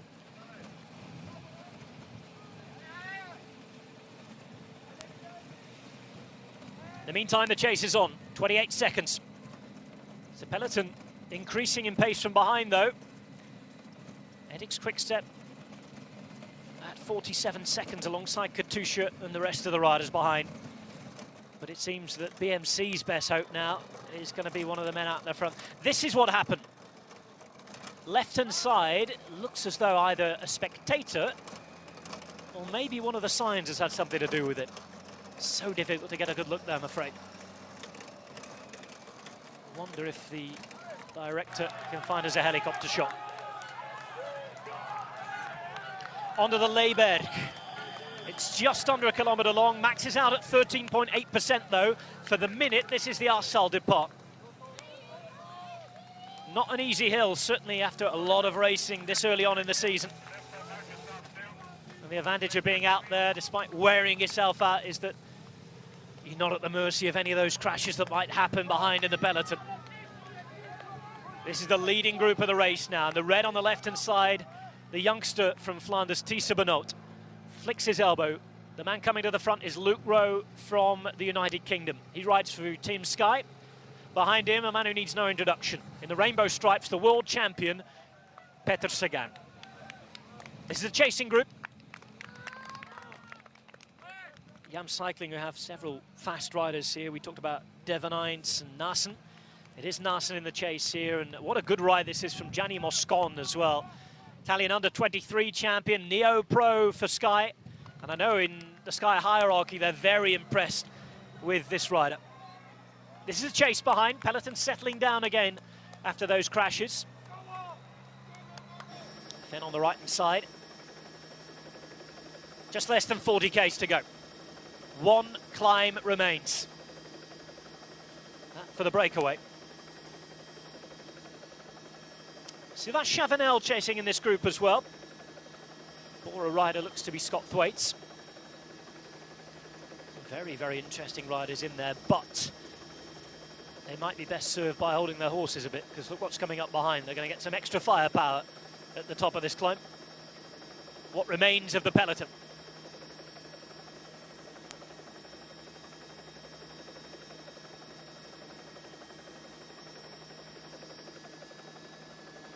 So Moscon on the left.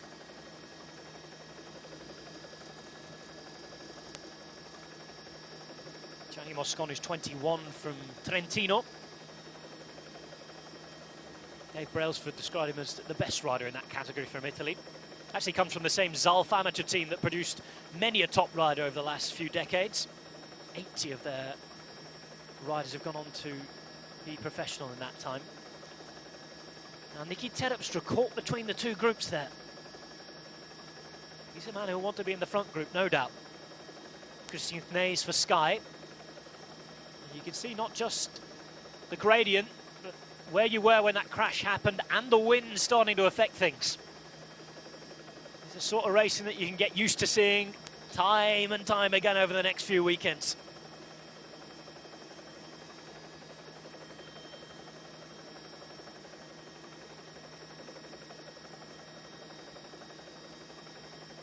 A few riders from Katusha.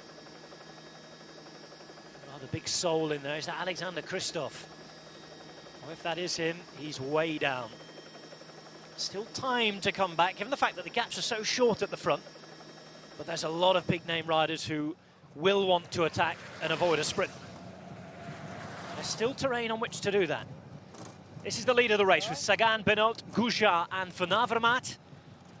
Joining them, Rowe, Mohis, Dana and Reus. 8 at the front. Sagan leading them. It's been a swashbuckling performance already from him. Even if he's not up there at the end today, we've seen some very good signs. Same with Van Avermaet and Rowe. For Rowe, the unfortunate thing is that he could be well forced to take a back seat when it comes to the likes of Flanders and Roubaix with Ian Stannard and maybe Geraint Thomas to come into the team as well. Just to see what type of calendar Thomas is going to ride over the spring. Is he going to take a few cobbled classics off and think about the stage races?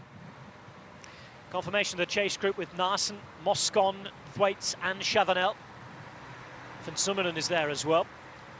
Chavanel, the former French champion, who's already on the board and winning again this year.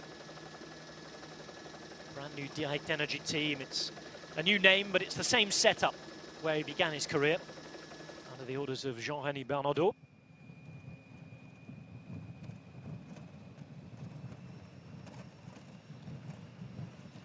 Here is Chavanel towards the front, towards the end of his career as well now. Paris-Nice coming up, a good race for him too. Always opportunities in that race.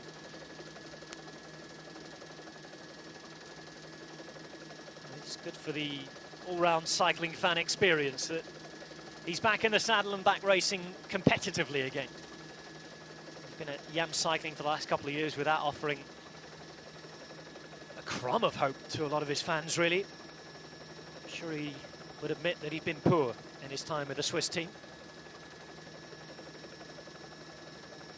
His former teammates Naesen is there though.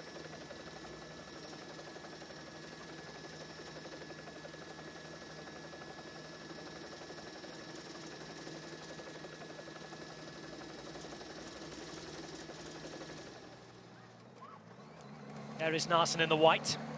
Thwaites on the left, the Yorkshireman. The man in the centre in the yellow and black who we've just been talking about, Sylvain Chavanel. Sky will be very happy about this ride from Moscon. There's Fenn on the left-hand side in the black jersey coming to the front as well.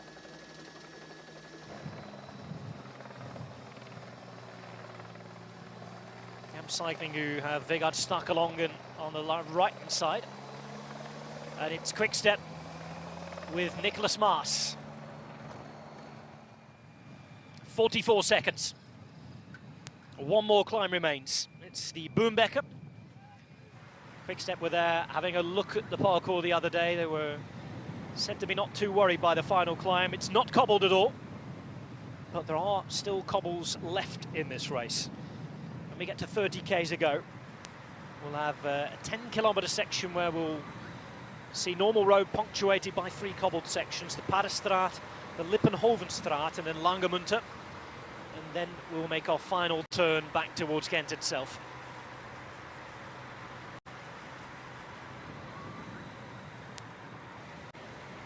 Is proof of the fact that when we were wondering out loud a minute ago who was at the back for Katusha, it has to be Alexander Kristoff, otherwise they really would be working.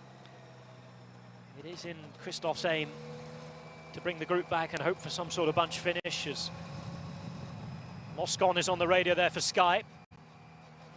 Katusha Trek Factory Racing with riders towards the front. Several riders towards the front. I know that Fabian Cancellara, watching at home on the television, will probably be very happy with how his team are performing. Of course, a lot of the team, minus him and minus Stijn de Volder. De Volder, who's got the flu this weekend, two-time former Tour of Flanders winner. They'll be delighted with how things are going. Tom Boner still in the front group. And he is a man who now, seeing as how this has gone so far, will be hoping that it's pulled back together. 12 months ago, there was a public inquiry almost into how Ethics Quickstep had failed to win. Patrick Lefevre saying he was not happy with how things had gone. Some sources from in the team calling the tactics by one of the directeurs sportifs Mickey Mouse. 3 against 1, they still didn't win. They've got to do something today. They've got to pull this back at least. 51 seconds. And on to the final climb of the day for the breakaway. And it's the Boombecker. A new climb in this race. It's short, it's sharp, there are no cobbles. And for the break, it's over, done and dusted already. So the climbing is done for these 8 out the front. 52 seconds is the lead. The question is, what do they have left in the tank? Because there will be plenty of energy and plenty of people who want this to come back from behind. And as the gap comes down, are we going to see any counterattacks from anybody behind on the cobbled sections? Anybody who perhaps doesn't fancy their chances in a sprint? Is the Belgian champion on the left-hand side, Preben van Hekken, moving up? Maas is still the man at the front for Ethics Quickstep. No sign of Heinrich Hausler yet. And Yam Cycling are going to make a move. Lotto want to follow this. Last opportunity as the peloton comes onto the final climb. Not too much terrain with which to make a big difference though here. Perhaps can put a few groups behind in trouble though. Stop the panic of those teams who aren't involved at the front. Remember, Yam Cycling with Narsen were involved in the chase group. Stuyven third wheel, looking good, looking strong.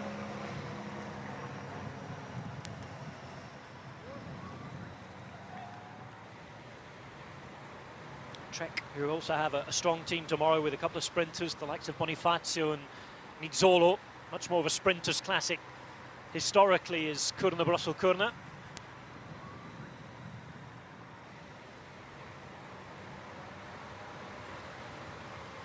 Devon Hines' little dig then off the front for Yam Cycling has pulled a couple of riders away.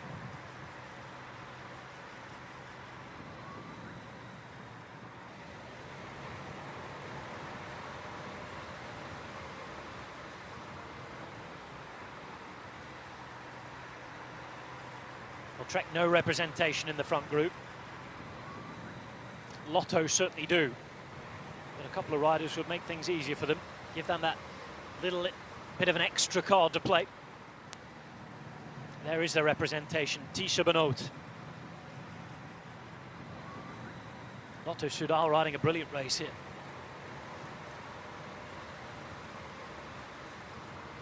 I'll tell you that from behind in the bunch, Nicky Terpstra, after just avoiding that crash behind his back. Onto the Paardenstraat. Third from last cobble sector, 2.3 kilometers long. 55 seconds. The gap isn't really shifting. Sagan deciding that it was a little more dangerous in the gutter. We're into extra time in this race. So say somebody anyway. Dangerous game, shifting from the cobbles to the gutter where you exactly don't know what it's going to be like. Chance of a pothole or two, as you could see as well. That's Van Avermaet with his hands riding on the tops. Interesting that Luke Rose choosing to ride these cobbles with hands right down in the drops. It's all about rider preference.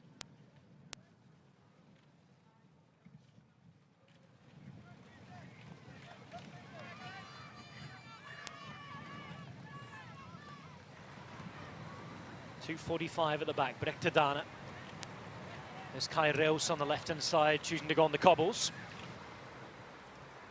These are the chasers. Van der Sande and Edward Teuns. Teuns, who took over all the social media account. Instagramming, he was doing everything yesterday in the last 24-hour build-up to the race. New signing from Topsport Vlaanderen after a very impressive year last year. He was good, particularly in Schelde Prijs. A big part of his teammate Jelle Vallice's win in Dwars door Vlaanderen last year. Here come the peloton, what's left of it anyway, looking for that extra time. 30 Ks remain.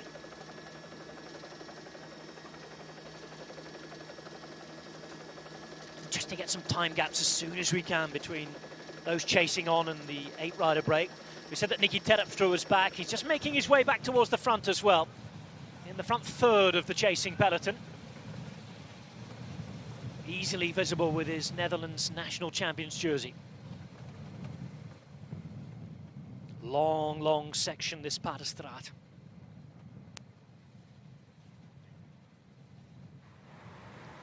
Of course, if you know the road well, there are sectors, there are areas where you can get into the gutter here. For Reus, it's all about hanging on. Big rides for these guys in the continental teams. This stage in the career can open the eyes of team managers at second and first division level. It's all splitting up the hit behind.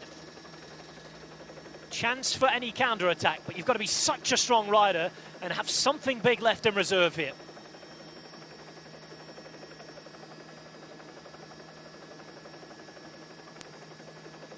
.57 seconds, the gap's growing bit by bit, if anything. Van der Sande's the man who went down very early on in the race, but he's been racing well since then. He's in the red. Just behind him is Edward Teuns.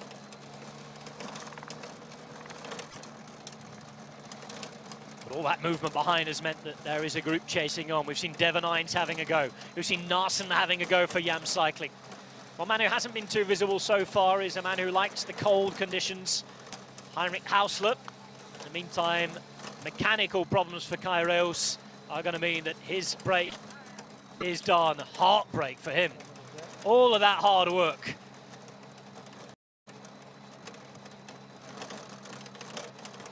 Lotto getting so many bodies to the front here.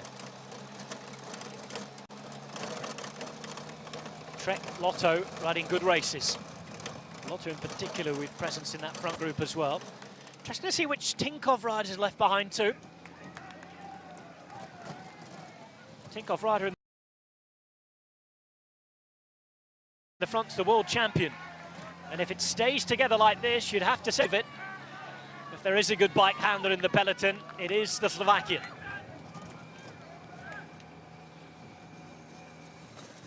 1977, and Freddie Martin's the last time a world champion won here.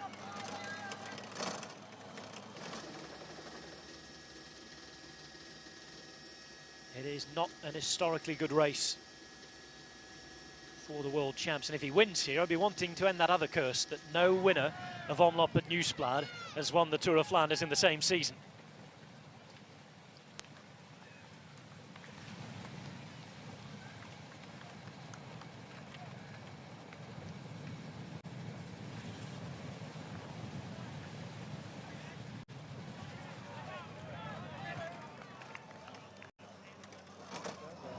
Oh, big attempt from behind. Big effort this now. We've seen Turns having a go. On to the next cobbled sector. It's the Liebenhovenstraat.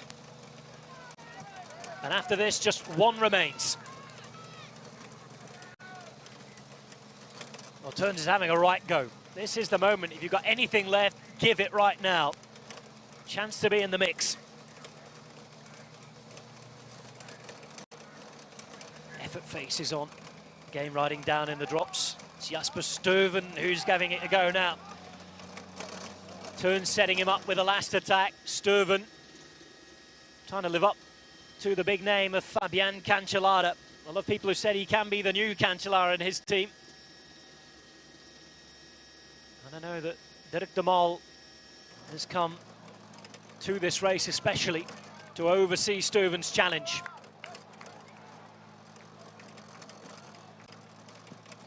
Stuyven, who was expelled from secondary school. Since become a bit of an academic though, he's studying for a degree in marketing.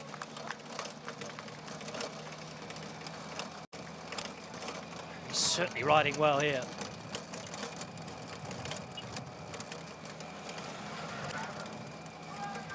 I know many of you will remember with fondness his hard man win in the Vuelta a España last year. He broke his scaphoid 50 kilometers from the finish. Had to abandon the day after he won a stage. But it was his first ever win. A Grand Tour stage nonetheless. And he's been targeting these cobbled races ever since the start of the year. And he was doing the recon of Dwars door Vlaanderen as early as the first week of January. Started his racing in Mallorca. He's down for the Classics, then to go to the Tour of California. Winner of the junior edition of Paris-Roubaix in 2010, a former junior world champion when he beat Arnaud Demar in 2009. Third pro season now for a man from Leuven. And it's his attack that is trying to close the gap for the peloton.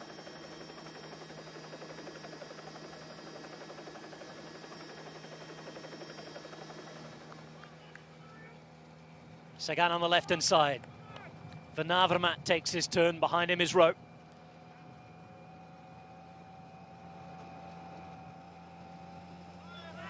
Well, still 38 seconds ahead of Stuyven, who's got 14 on the chasing group behind. Want to hold off that group with all the Ethics Quick-Step riders wanting to bring this back. Would be a huge effort from Stuyven. 52 seconds still, though.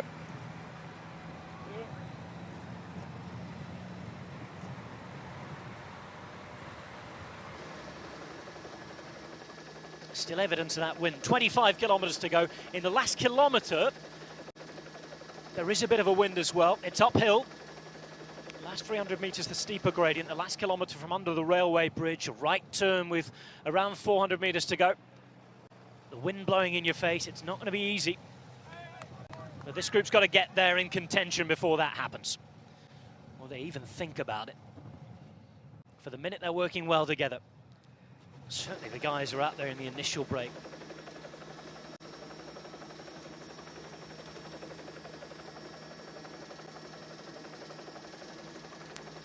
A look over Flanders fields.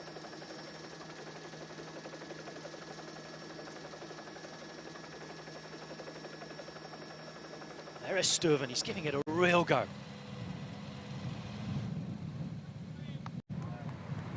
It's a chaser, emptying himself for the cause. He said that Trek have played a good race so far. Yes, they don't have representation up front, but they've been with bodies to the front of each and every group. They've been some of the first riders into each and every cobbled sector and climb. As I said, Cancellara sitting at home will be happy with how they're riding. Certainly been more active than Ethics Quickstep at the important times. Talk of the devil.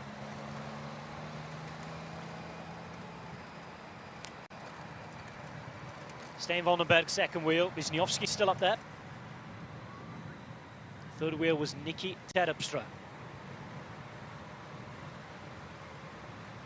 Top two groups left and right of your screen. Van Avermaet on the left hand side, Luke Rowe there. And look at this Gouja on the right hand side, still coming through, still doing turns. He's not a passenger at all. Out in the break since the very beginning. And Alexis Gouja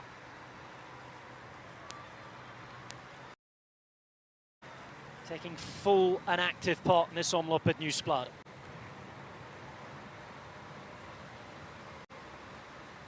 Now for Sturven, looking at the time gaps, it's not shifting for him really.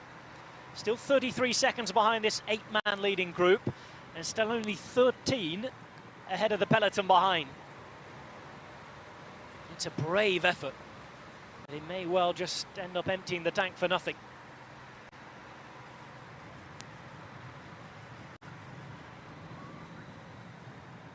Benoit working hard. How hard is he working? And these are the days where he's going to get the experience. That's the part he lacks. He certainly has the talent. Ditto for this man. Of course, after he was a big name and won that Junior Paris-Roubaix and the Junior World Championship, he went off to race in the United States for a year. He was with Axel Merckx at the development team.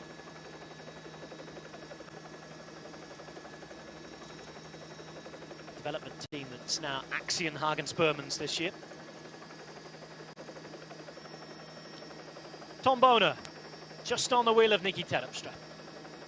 And again, should they be needed, Lotto Soudal still up there with plenty of riders to take up the mantle should they need it. Stig Brooks was there, de Bussere was there as well, as were Jurgen Roulants.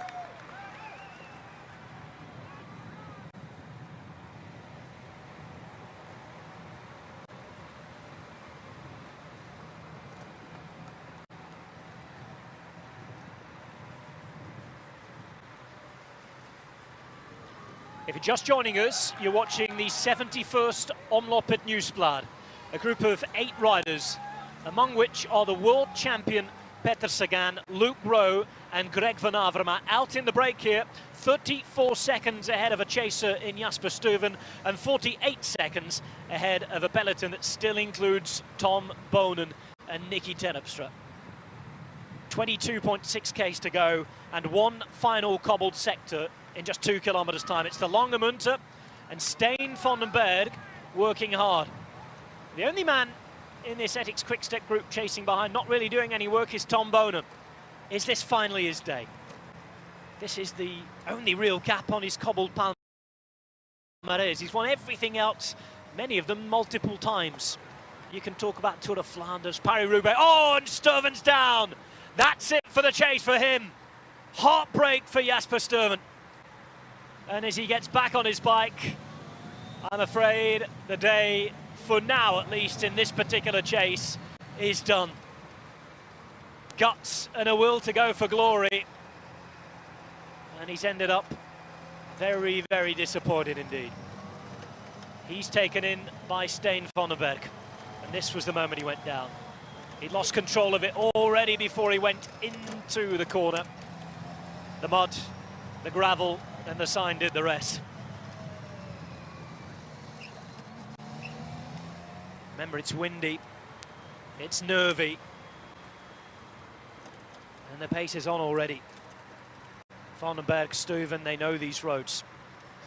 Vondenberg in particular.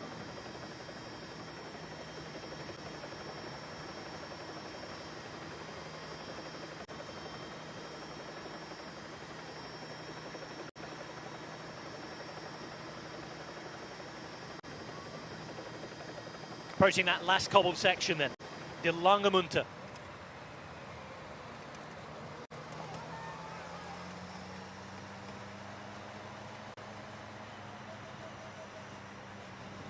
Vermoet and Wisniewski done a lot of the early work in the race today. Some of them still left, and this is all that's left of the main peloton. Hasn't even rained today, but it's been an aggressive, furious race, certainly in the last 50 kilometers or so. And the fact that Sagan and Van Avermaet and Rowe went out, remember it was Rowe who started everything on the Tyenberg. Bonen choosing to wait this time, despite the fact that all the Ethics Quick-Step guys had the Tyenberg highlighted. Maybe a change of plan, maybe a ploy to get idiots like me talking about it all afternoon. Greg Van Avermaet, is this to be his day?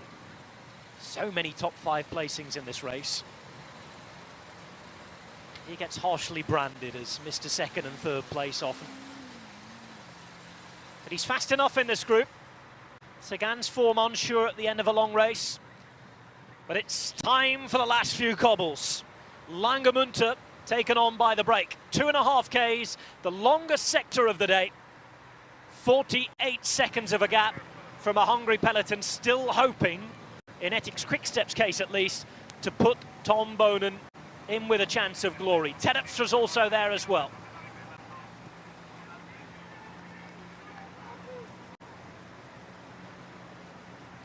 And it's Sagan who's going to distance those who have been hurting all afternoon. Well done to Brechtane, Proficiat. That's been a brilliant ride to stay with them. Even Alexis Goujar is hurting here though, and Sagan putting on the pace. Goujar being dropped, and only those who attacked with Sagan are managing to stay with him. There's Julien Maurice. The man from the initial break, gone. So Sagan lets Benoit do some of the work now. The young Belgian, as Goujar still fighting behind. Wind playing a real factor today too. And well done to Goujar. Looked as though for a minute that he'd gone. But he's fighting with everything he's got to stay going.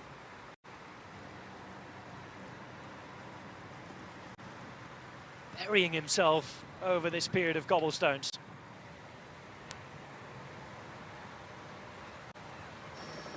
Alexis Goujar, one of the rides of the day. He's back amongst the leading 5. 47 seconds. No other rider quite yet as able as Peter Sagan to put in that big turn. It was Sagan's acceleration that did for 3 of the 8 riders that were out there.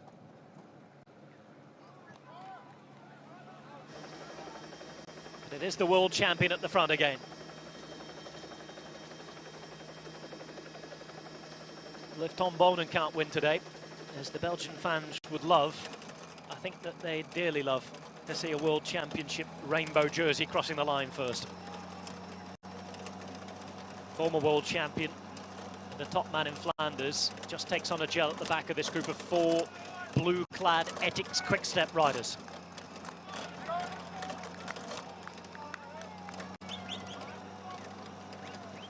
And it's as we were last year in terms of 3 of the men who are left standing at this time for Ethics Quick-Step. The back 3, Vandenberg, Terpstra and Bonen. Those 3 between them managed to mess it up 12 months ago. As Alexis Goujar is unable to get the beat on he wants.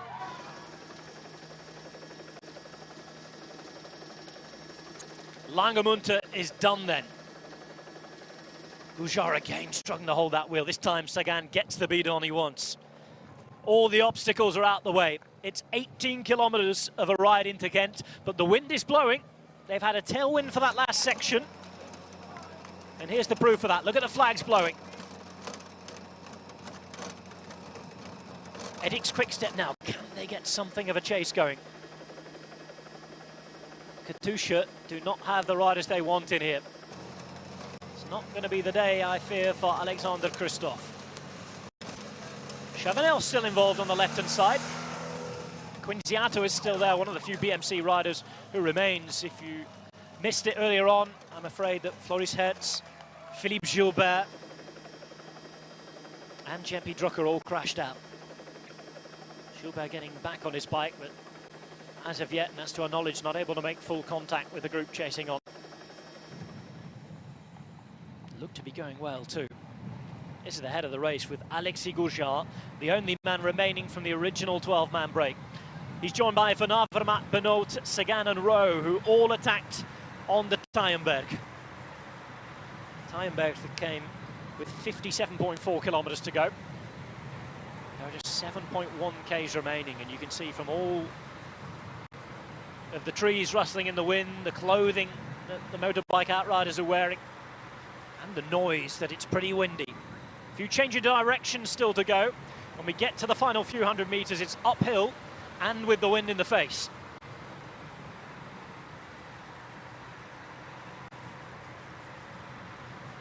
.53 seconds. Are they going to hold on to this advantage?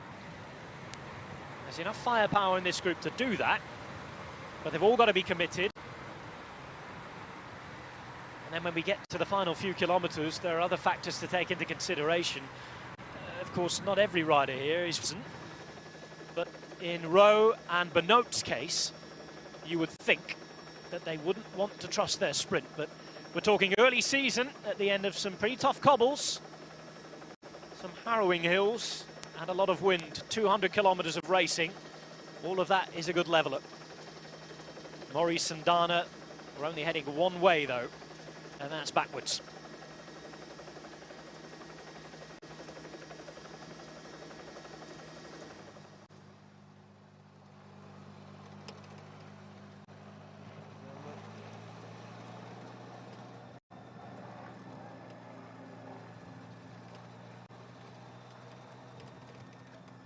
Still Ethics quick-step chase. Lotto Soudal have options as well. Let's not forget that if it is brought back, it's not all done and dusted for them. Roulance de Busseret. Be interested to know if Yellow Wall Ice is in there as well. Two men, Maurice and Dana from the breakaway, reabsorbed. Quick-stop have firepower, pardon me. But how much are they going to sacrifice? Tom Bonen reached the podium on 4 occasions here. There are 6 Flandrian races on cobbles that hold a top-level rating, really, in the UCI scale. This is the only one that the man from around here has yet to take. He's won Ronde van Vlaanderen 3 times. He's been victorious 5 times on Edri Harelbeke. He's won Gent-Wevelgem on 3 occasions. He's won Scheldeprijs twice. He's also won Dwars door Vlaanderen. He's never won here at Omloop at Nieuwsblad. 13 failed attempts. This is the 14th time he's ridden. Ethics Quickstep have a score to settle after a very disappointing cobbles campaign in 2015. At the minute, they are not represented in the front group. 51 seconds with 15 k's to go. Well, the first denial of turn taking. Alexis Goujar says he doesn't have the energy to come through. Luke Rowe trying to be his persuasive best, let's say. Not afraid to speak his mind, Luke Rowe, in a bunch. Can come across as abrasive at times. Now world champion Peter Sagan is coming to the back of the group. Quick word. And he's other fish to fry. Not too bothered about having too much of a word with Goujar.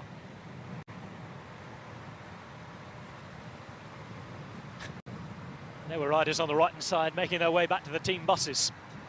They might have to find a B road. Already abandoned early on in the race. It's one of the great features of one-day racing. When your day is done, it's done. It's not all about trying to get to the end in the race and be on the start line again tomorrow. There is a start line tomorrow for much of these riders, but the slate will be wiped clean for Kuurne-Brussel-Kuurne. Some of the teams making minute changes to their rosters. Rowe this time waiting and making Goujar take his place. Sagan still doing his turns, honouring that World Champions jersey well. He looks lean, he looks mean, he looks very, very fit indeed. There's Ghent. Beautiful, hazy spring day. It is very cold, I can tell you. The image is quite deceptive. It's been around 3-4 degrees this afternoon. Temperature getting a little higher, is above 5-6 according to the weather, but with the wind taking the edge off that, I can tell you it feels a lot colder indeed. Lotto and El Jumbo still represented towards the back. I wonder if young Mike Ternisen is there, because we definitely saw Moreno Hofland getting dropped very early on today. Ternisen is quite a fast rider.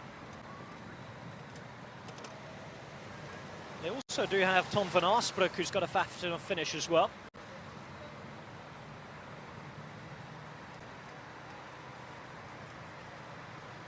Remember, no Sepp van Marken for them today, but they're starting to contribute riders. Whatever happens, it is in their interest to bring things back as well, because they are not represented here in the front group. So Goujar being bullied into taking his turn.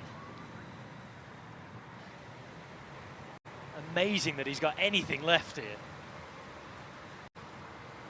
But they've got to be turns worth benefiting from the rest of this group. Otherwise, there's no point in letting him take a turn or making him take a turn. They've got to keep this advantage as high as possible. 52 seconds with 12.4 kilometers to go. It's nicely balanced.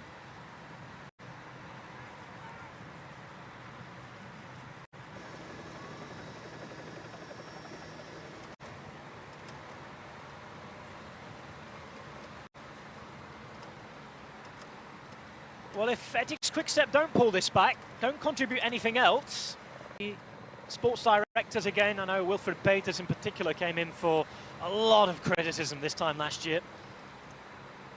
They do have Tom Stales there this year as well, a former winner of this race. Certainly those in red towards the back aren't going to contribute to the chase here. This group is whittling down all the time. A rider from Southeast still here. No other riders from Tinkoff. So it's all down to Peter Sagan for them. Pardon me, no. There's one on the left-hand side, just hiding. If it's Oscar Gatto or Daniele Benati, then they could be in business if disaster happens for the front group.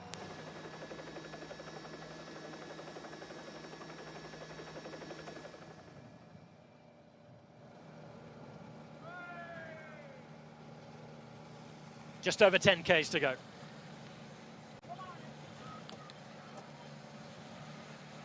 If you're a former winner, Pipo Pozzato fan, you can put your peacock feathers away, because the peacock of Sandrigo is not going to be involved in the finale. He's not in the chase group.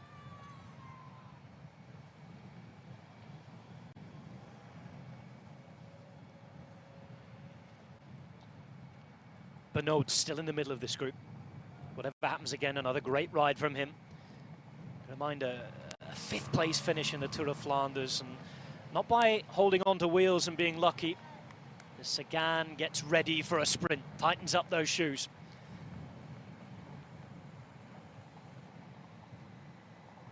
But Benoit 5th in that debut Tour of Flanders in a neo-pro season. After attacking and honouring the race, he is a rider to watch. Sagan, after tightening the shoes now, just stretches out his back a little, gets ready. Is he going to surprise us all, and is he feeling good enough to attack from distance? I don't think those riding with him would expect that. If riders are going to attack here, you can expect it to be either Benoit, Rowe, or if by some miracle Goujar had some extra superpowers and extra force with him after expending so much energy so far, then he.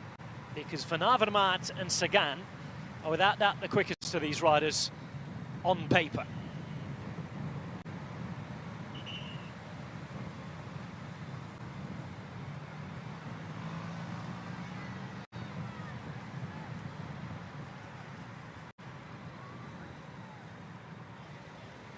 Inside 10 Ks to go. Still the gap's above 50 seconds. And it's not coming down fast enough for those chasing behind. In the meantime, Rowe still playing politics with Goujar.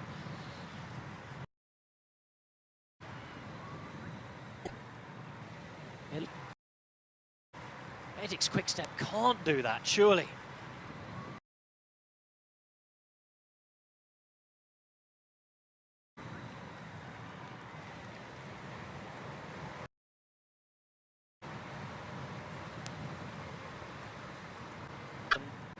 Trek Factory Racing to have their bodies at the front. BMC and Van Avermaet were well positioned. Sky turned it on when they needed to. They got their leader, their main man, to launch that first attack.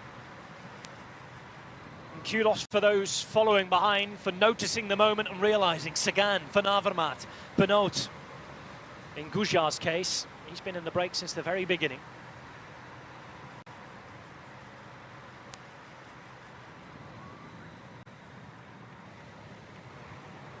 Well, you can't see it now, but looking out the commentary box window, there is a plethora of people. Plenty of cycling caps on heads. Hands clutching beer, coffee, frites and hot dogs. Belgian flags are around. There are a few Flandrian lions flying too. And eyes fixated on the huge LED giant screen just beyond the finish line. It's a wonderful spring atmosphere. And those on the road are getting ready to perform for them. Sagan taking down a gel, Rowe radioing in back to the team car. Just over 8 kilometers to go. No food left on board now for Peter Sagan. It's all been taken down. Who do we think's going to win? That is the question.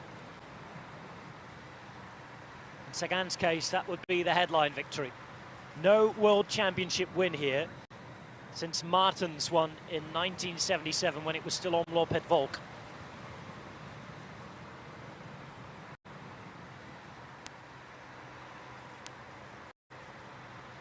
Sagan came prepared for the cold today. To be fair, he's been in southern Spain, but he's been up in the cold as well. He's been at altitude in Sierra Nevada, just above the great city of Granada. It's not an easy place to have an altitude camp at this time of year. It's the most southerly of the big ski resorts in Europe, but there's plenty of snow up there.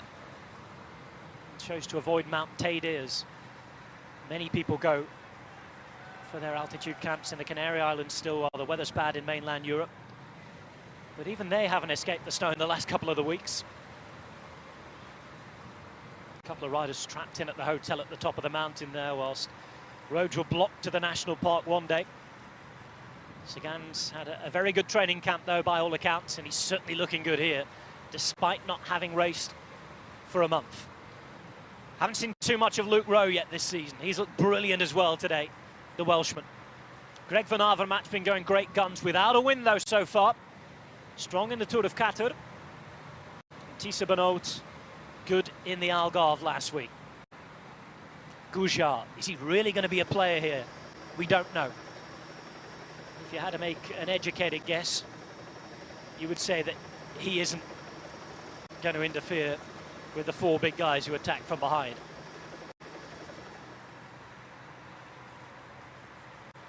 "50 seconds, no closing of the gap behind, and we're down inside the final 7 kilometers now.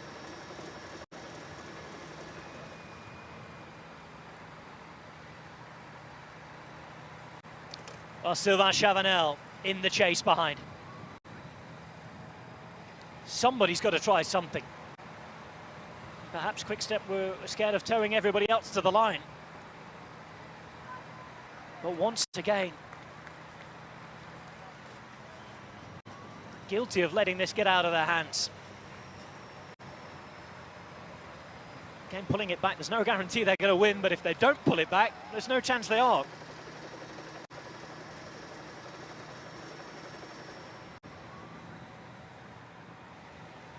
When comes the moment where there's minute let-up in pace and the first thought of individual ambitions? When is Benoot going to attack? Is Luke Rowe going to be the first to go as he was on the Tyenberg? Are Van Avermaet and Sagan going to surprise us? So many questions as of yet, so few answers. Benoot pushes through, not a real attack. This is where the roads start to widen a little. We're heading back to the city. We've left Merelbeke We're on our way back into Ghent.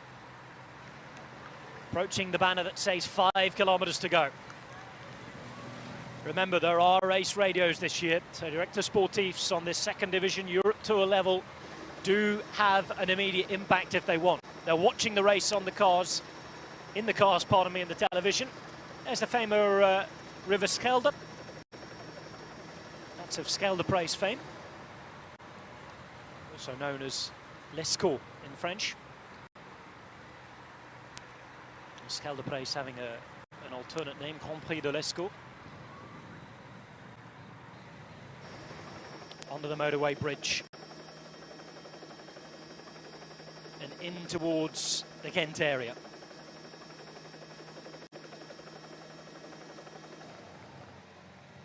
Gouchard still giving a turn, eventually. His only hope would have been to sort of rest up as much as possible, drafting in and getting some sort of energy back for a finale and then an attack. Less than 5Ks to go. Omloop at Nieuwsblad 2016, the 71st edition, has again provided entertainment. Now then, what's happening behind? We haven't seen any images, but the latest time gap has gone down to 32 seconds. 20 seconds, ever so quickly, dropped off. Have Quick-Step turned on the pace? Or is it Sylvain Chavanel and Direct Energie? Well, one thing for certain is that with race radios, 4Ks to go, these guys will know what's happening. 29 seconds now. Was this the plan all along? Quick-Step will know the roads better than anybody else here. They're all local pros. Van Avermaet is not without knowledge, though. He powers on. And a reminder, the last kilometre is uphill. The final 300 metres, pardon me, uphill with a more pronounced gradient and wind against. And we're not talking silly Koppenberg gradients or anything like that, just an uphill slope. But after 200 Ks of racing, they can be of an impact. Now, look behind, you can see the peloton. They come under the banner. Ghent is in sight, 26 Ks to go. Oh, there's not going to be heartbreakers. That these guys have got to continue riding, because if it comes down any more, somebody's got to think about attacking if they're to save their own chances. What's Sagan thinking right now? Rowe hangs out at the back. Is this his moment? 3.2 Ks to go. There's the banner for 3 Ks, just above you on the screen. Wide exposed roads, and the wind is going to affect you a little more here. A few motorbikes being pulled out of the gap. That's always a worry. Always a worry for the guys in the break, because they know that the gap is coming down. No shots of the peloton, though. We don't know who's controlling or who's pulling this back. A worried look behind there from Luke Rowe. Surely this isn't all going to be in vain.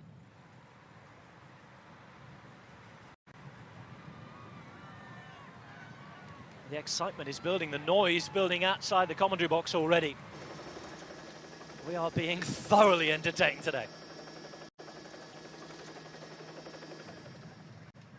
It's been a British win for the last 2 years. Can it be Luke Rowe again? Remember, this is a race that Sky dearly love. This was the first race they won as a team, with Juan Antonio Fletcher picking up victory in 2010. And on only one occasion in all the years they've been riding it, they've missed out on the podium. Gap starting to hold again. 21 seconds now. Just over 2 Ks to go. Looking a little better now for these guys.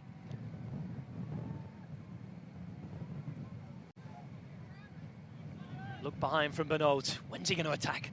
Surely he has to do. He will know the route. He will know the race.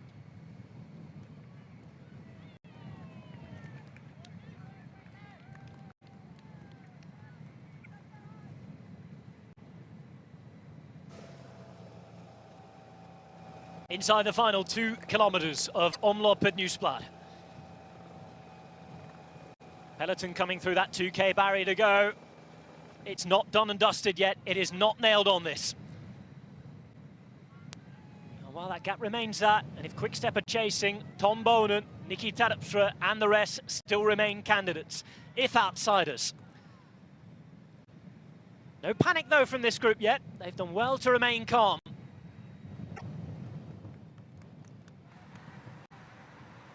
Approaching the last kilometre. Railway bridge approaching. It's part of the old route that we used to see a few years ago, before we had the finishes in St. Peter's Square. St. Peter's Square turned into a fairground at the moment. And this is the chase. Chase looking on behind. It's just a question of a couple of 100 metres, but they're approaching the last kilometre with an 18-second lead. Last kilometre, which skirts uphill, which slopes up to the final 300 metres where the gradient's more pronounced. It's a little twisty, a little turny, a little harder, and with the wind against, if you're tired, could seem like an eternity. Van Avermaet on the right-hand side riding for BMC and Belgium. He's in red and black. Behind him, the world champion, Peter Sagan, hoping to become the first man to win in the rainbow stripes since Freddie Martens in 1977. In the middle, in the red, you have the rider riding for Lotto Soudal, the Belgian team. That's Thies Benoot. On the left-hand side, the man who was in the original breakaway, Alexis Goujard, who's putting on the pace right now and driving for in the past two editions. Stannard won those both from a sprint. Luke Rowe would have to be very quick to beat Van Avermaet and Peter Sagan here. We're inside the last kilometre.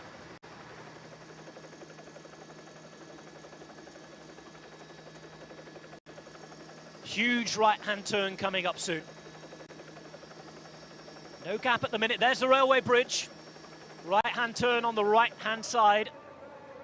Just after we come around this bend. Still Goujard there, still Sagan second, Van Avermaet, Rowe, Benoot. Who's going to be the first to lay their chances on the line and risk it all for the win? Or are they both going to hang on to the sprint? Behind the peloton, he's reaching rapidly as well. It's going to be tense, it's going to be tight. Here we go, up to the brand new finish, 200 metres to go, 150 metres. It's Greg Van Avermaet who's going to start it out. So often second, so often third, but Sagan is coming after him in the rainbow jersey too. It's Van Avermaet hanging on at the moment. Van Avermaet going to the line. It's going to be Greg, finally with a win. He's done it so many times of asking. And Greg Van Avermaet, first, beating the world champion Peter Sagan to win Omloop at Nieuwsblad 2016. What a race, what a fight, and the man who hit the front foot, who crossed the line victorious. Greg Van Avermaet wins Omloop at Nieuwsblad. Oh, there he is. All of those who poke fun at him, all of those who say he can't do it, sit back, watch, and admire Greg Van Avermaet taking a first place in a semi-classic. What a ride, what a day. And after there was bad news for his team further back, several riders crashing out, all the pressure was on Van Avermaet. Second in Flanders this year, the winner of Omloop at Nieuwsblad this year, and Greg Van Avermaet winning on the first cobbled day of the year. So close for Sagan. He's certainly shown great form going into the cobbled races for the rest of the season. Greg Van Avermaet had the form in Qatar, couldn't convert it into a win. He has done here. Proficiat indeed, and this was that final sprint again. There's the right-hand corner. A few looks around, Sagan waiting for somebody to go first and then go off the wheel. Benoot was going on the right-hand side. Nobody had any energy to go. Goujard's the first to be dropped quite predictably. Rowe can't catch up. Benoot is going backwards all the time. Sagan here, the only man who you feel can threaten Greg Van Avermaet, but even he had to settle for second place. It's Van Avermaet, Sagan, Benoot, with Rowe in fourth and Goujard finishing in fifth.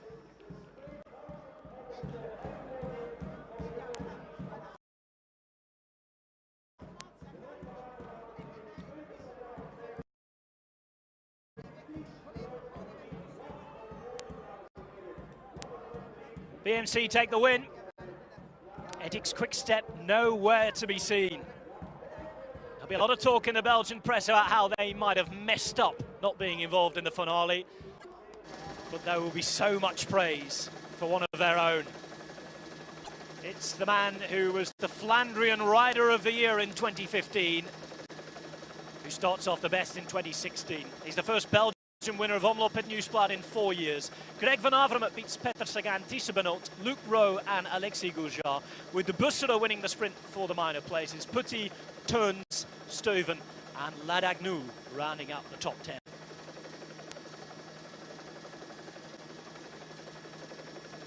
Some great rides in there. Alexis Goujar with one of them. 6 seconds back in the breakaway all day long. And a top 5 place is something that he can hold on to, with the rest of the cobbled days still to come. Been a sunny day in Ghent, and it shone brightest on Greg van Avermaet. And let's hear from him.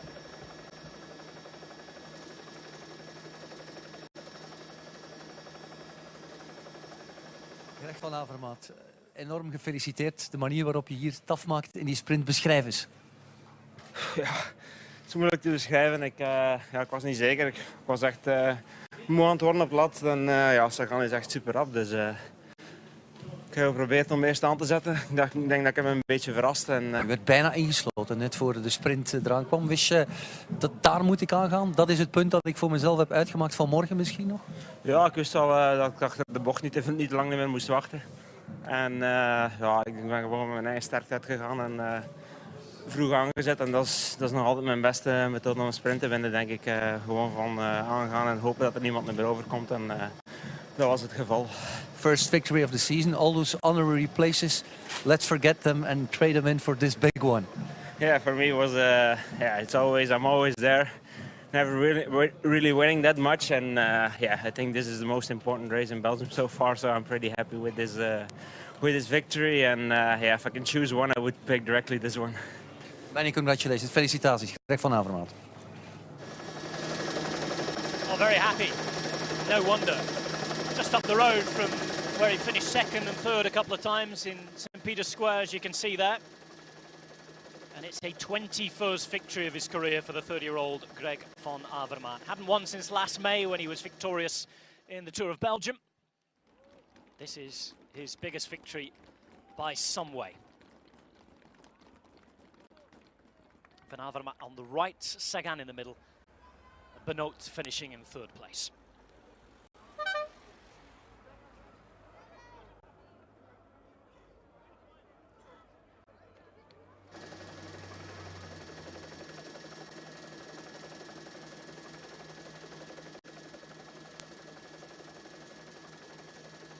A lot to dissect and decipher, analyse, take positives and negatives from. Van Avermaet and BNC getting their start. They'll be hoping that Philippe Gilbert, Jean-Pierre Drucker and all those who went down are okay for the rest of the campaign. We'll wait for news on Matt Heyman as well for Orica Green Edge. That looked particularly nasty, his crash as well. The headlines and the winner, Greg van Avermaet. It's a long way to make the journey over to the podium. It's got to go through quite a big crowd of riders just across the line, and an even bigger crowd of spectators waiting to get a piece of a man from Flanders who's taken the win. Except for Marke, the last of those. And a run of 2 British victories is put to an end. Rose certainly carrying the flag very, very well for the Brits and Team Sky. Sky not on the podium here for only the second time in their history as a team, but in the top 4 and riding very, very well indeed.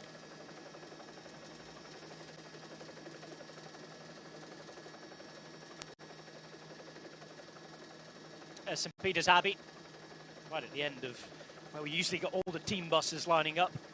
And the talk is that next year we could probably go back there. That was the congratulation from teammates. Great to see. And so many riders have launched their careers on the bigger things. That was Manuel Quinziato, the Italian rider, and his team congratulating him. Journalists, fans, photographers, team members, all there. This is a guy that's had to put up with finishing second, third, and you could hear Renat in the interview there saying you'd swap all those minor places for this, and without a doubt, the answer was affirmative.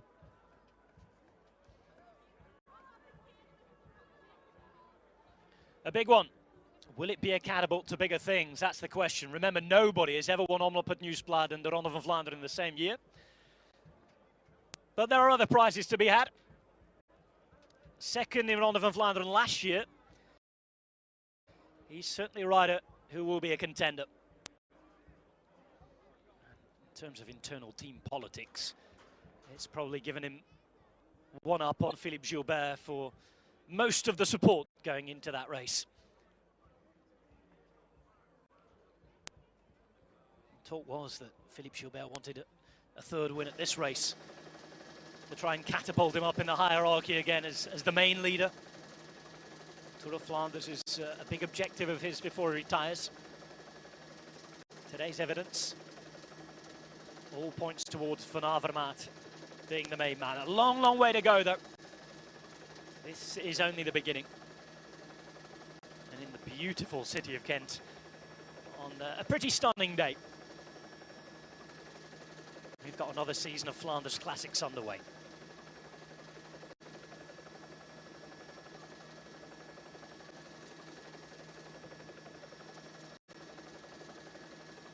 For the world champion, it was another second place who's in danger of taking Greg Van Avermaet's nickname from him. We've seen it in the Tour de France in the last few years. Groups are coming in one by one. CCC Sprandi Polkovic are there at the front in orange, not really players at all in the race today. Katusha disappointing with Alexander Kristoff being distanced early. 9 minutes down. Nice to see riders finishing.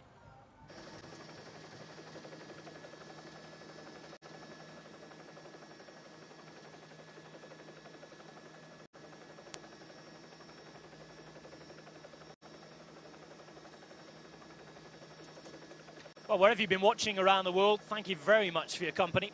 It's been a pleasure to bring the race to you. Stay with us, because we do have the podium ceremony coming up. Greg Van Avermaet will be up there alongside Peter Sagan and Thijs Benoot. He'll be disappointed at not winning today, but very happy with their rides. Of course, Sagan has already broken his duck on the cobbles, winning Erdrich Harelbeke previously. So he knows what it takes to win in this part of the world. Thijs Benoot very much a man for the future, fast turning into a man to be respected in the present. There's the Gravenstein Castle again. One of many landmarks in Ghent, a city where you're spoiled for choice.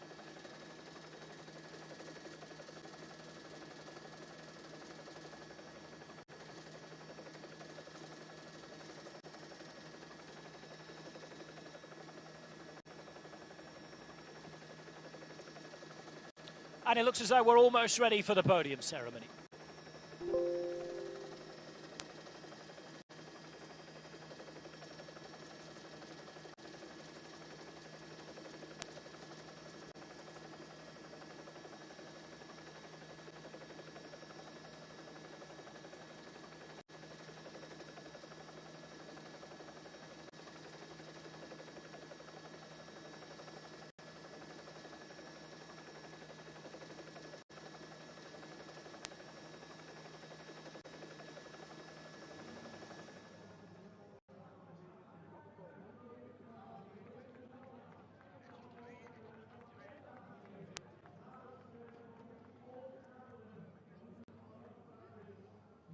Well, they're still finishing. Yam Cycling briefly tried to light things up. And this was the moment inside the last kilometre, heading onto the railway bridge. Goujard doing his best to try and distance who would chase, who would go. Benoot not wanting to expend all of his energy there, not feeling he could go with Goujard, in fact.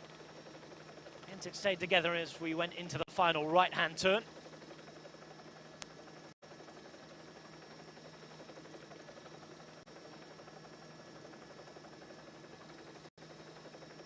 And the news back out from the course is that Alexander Kristoff had somebody go into his back wheel.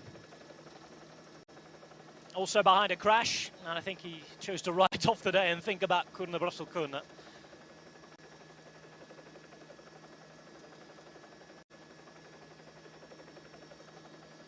And meantime, Gujar leading them into the final 400 metres here. Sagan just taking up the front, but not wanting to stay there. Wanting to be on whoever launched the first attack's wheel. Who would be brave? Well, Greg van Avermaet.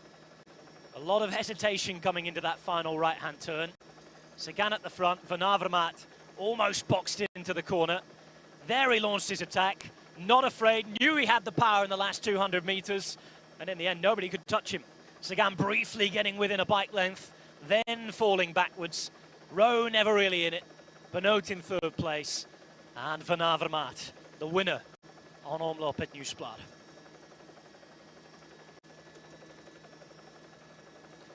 Well, there's the Eddy Merckx Centre.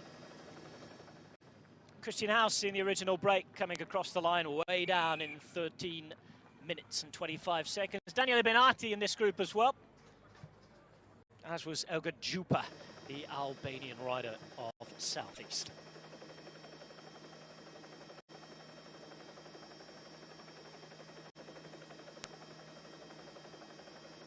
So again to real picture.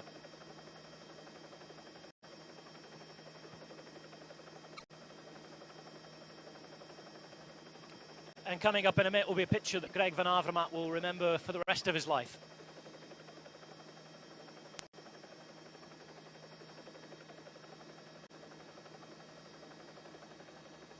It will be a win for him on the cobbles at Omloop at Nieuwsblad.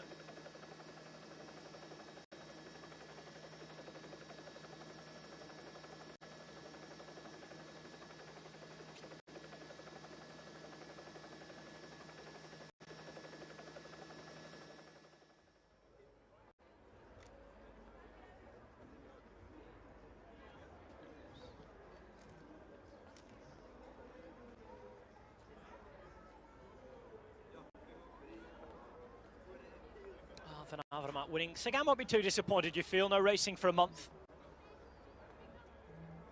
But very, very promising indeed from not just the way he rode, but the way his team rode early in the race as well. Tinkoff at the front in many of the cobble climbs and sectors.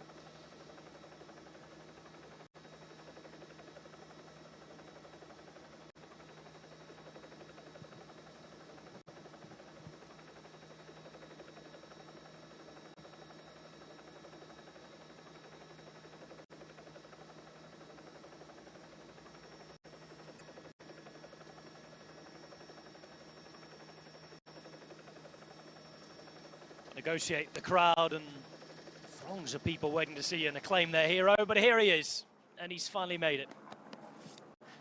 Good to see. Behind the podium, ready to go. And we're about to see Greg van Avermaet crowned as the winner.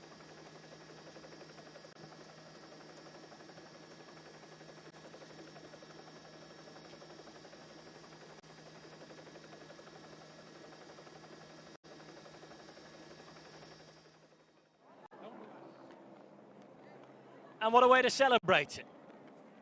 There's a little Van Avermaet in tow as well. I'm not sure there'll be too many memories apart from the videos will be shown in a few years, maybe on the 18th birthday.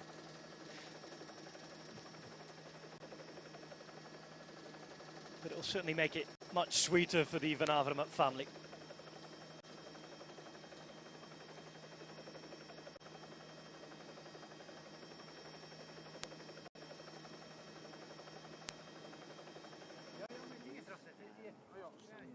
So we've had family time.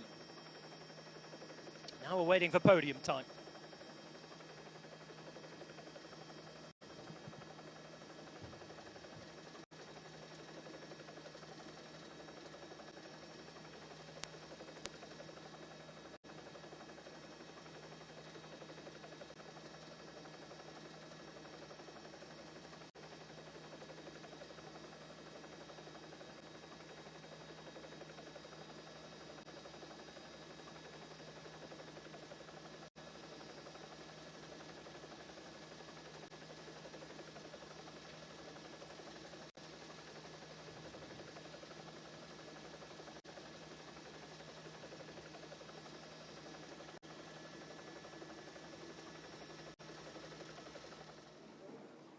Decent notes finally made it as well.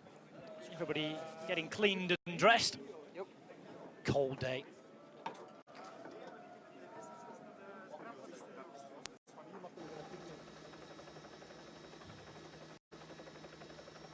Anybody catching any colds and getting ill for the rest of what's a very important part of the year for racers in this part of the world?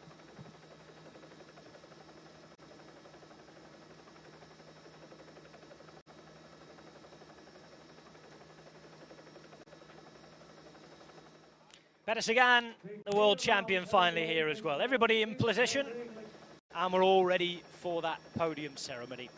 No podium for Etixx Quick-Step, no top 10 for Etixx Quick-Step either. Very, very disappointing. First time in 5 years that they haven't managed to get a rider in there.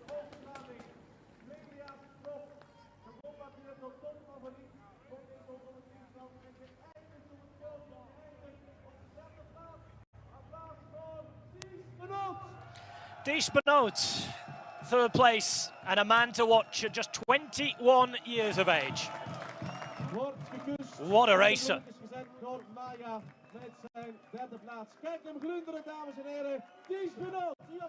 And we'll be seeing this man on various steps, various podia. I'm pretty confident over the next 10 to 15 years.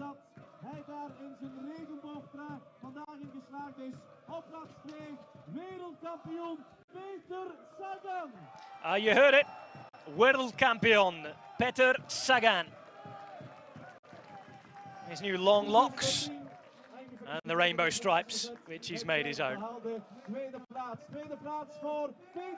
Second place for Peter Sagan on his first European race of the season. A top result.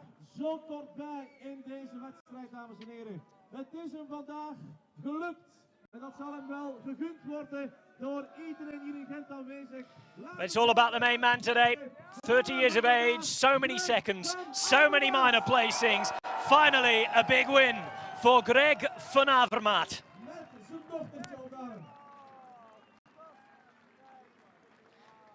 And young van Avermaet is up there to collect the prize with him as well.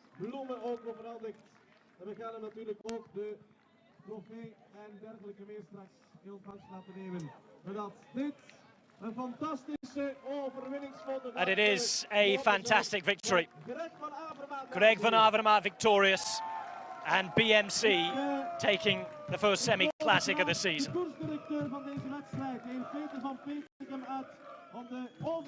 Peter van Petegem is here to give him the trophy.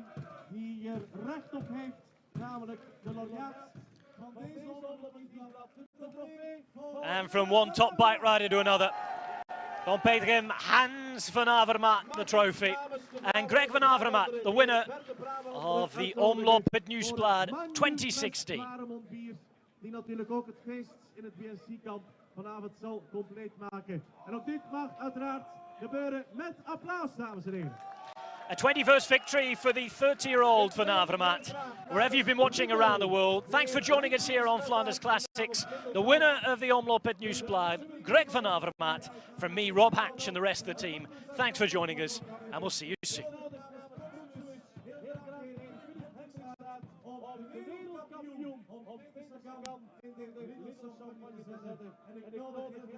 Mark de Leeuw namens KBC uit om de winnaar van vandaag met de Lidl champagne te trakteren.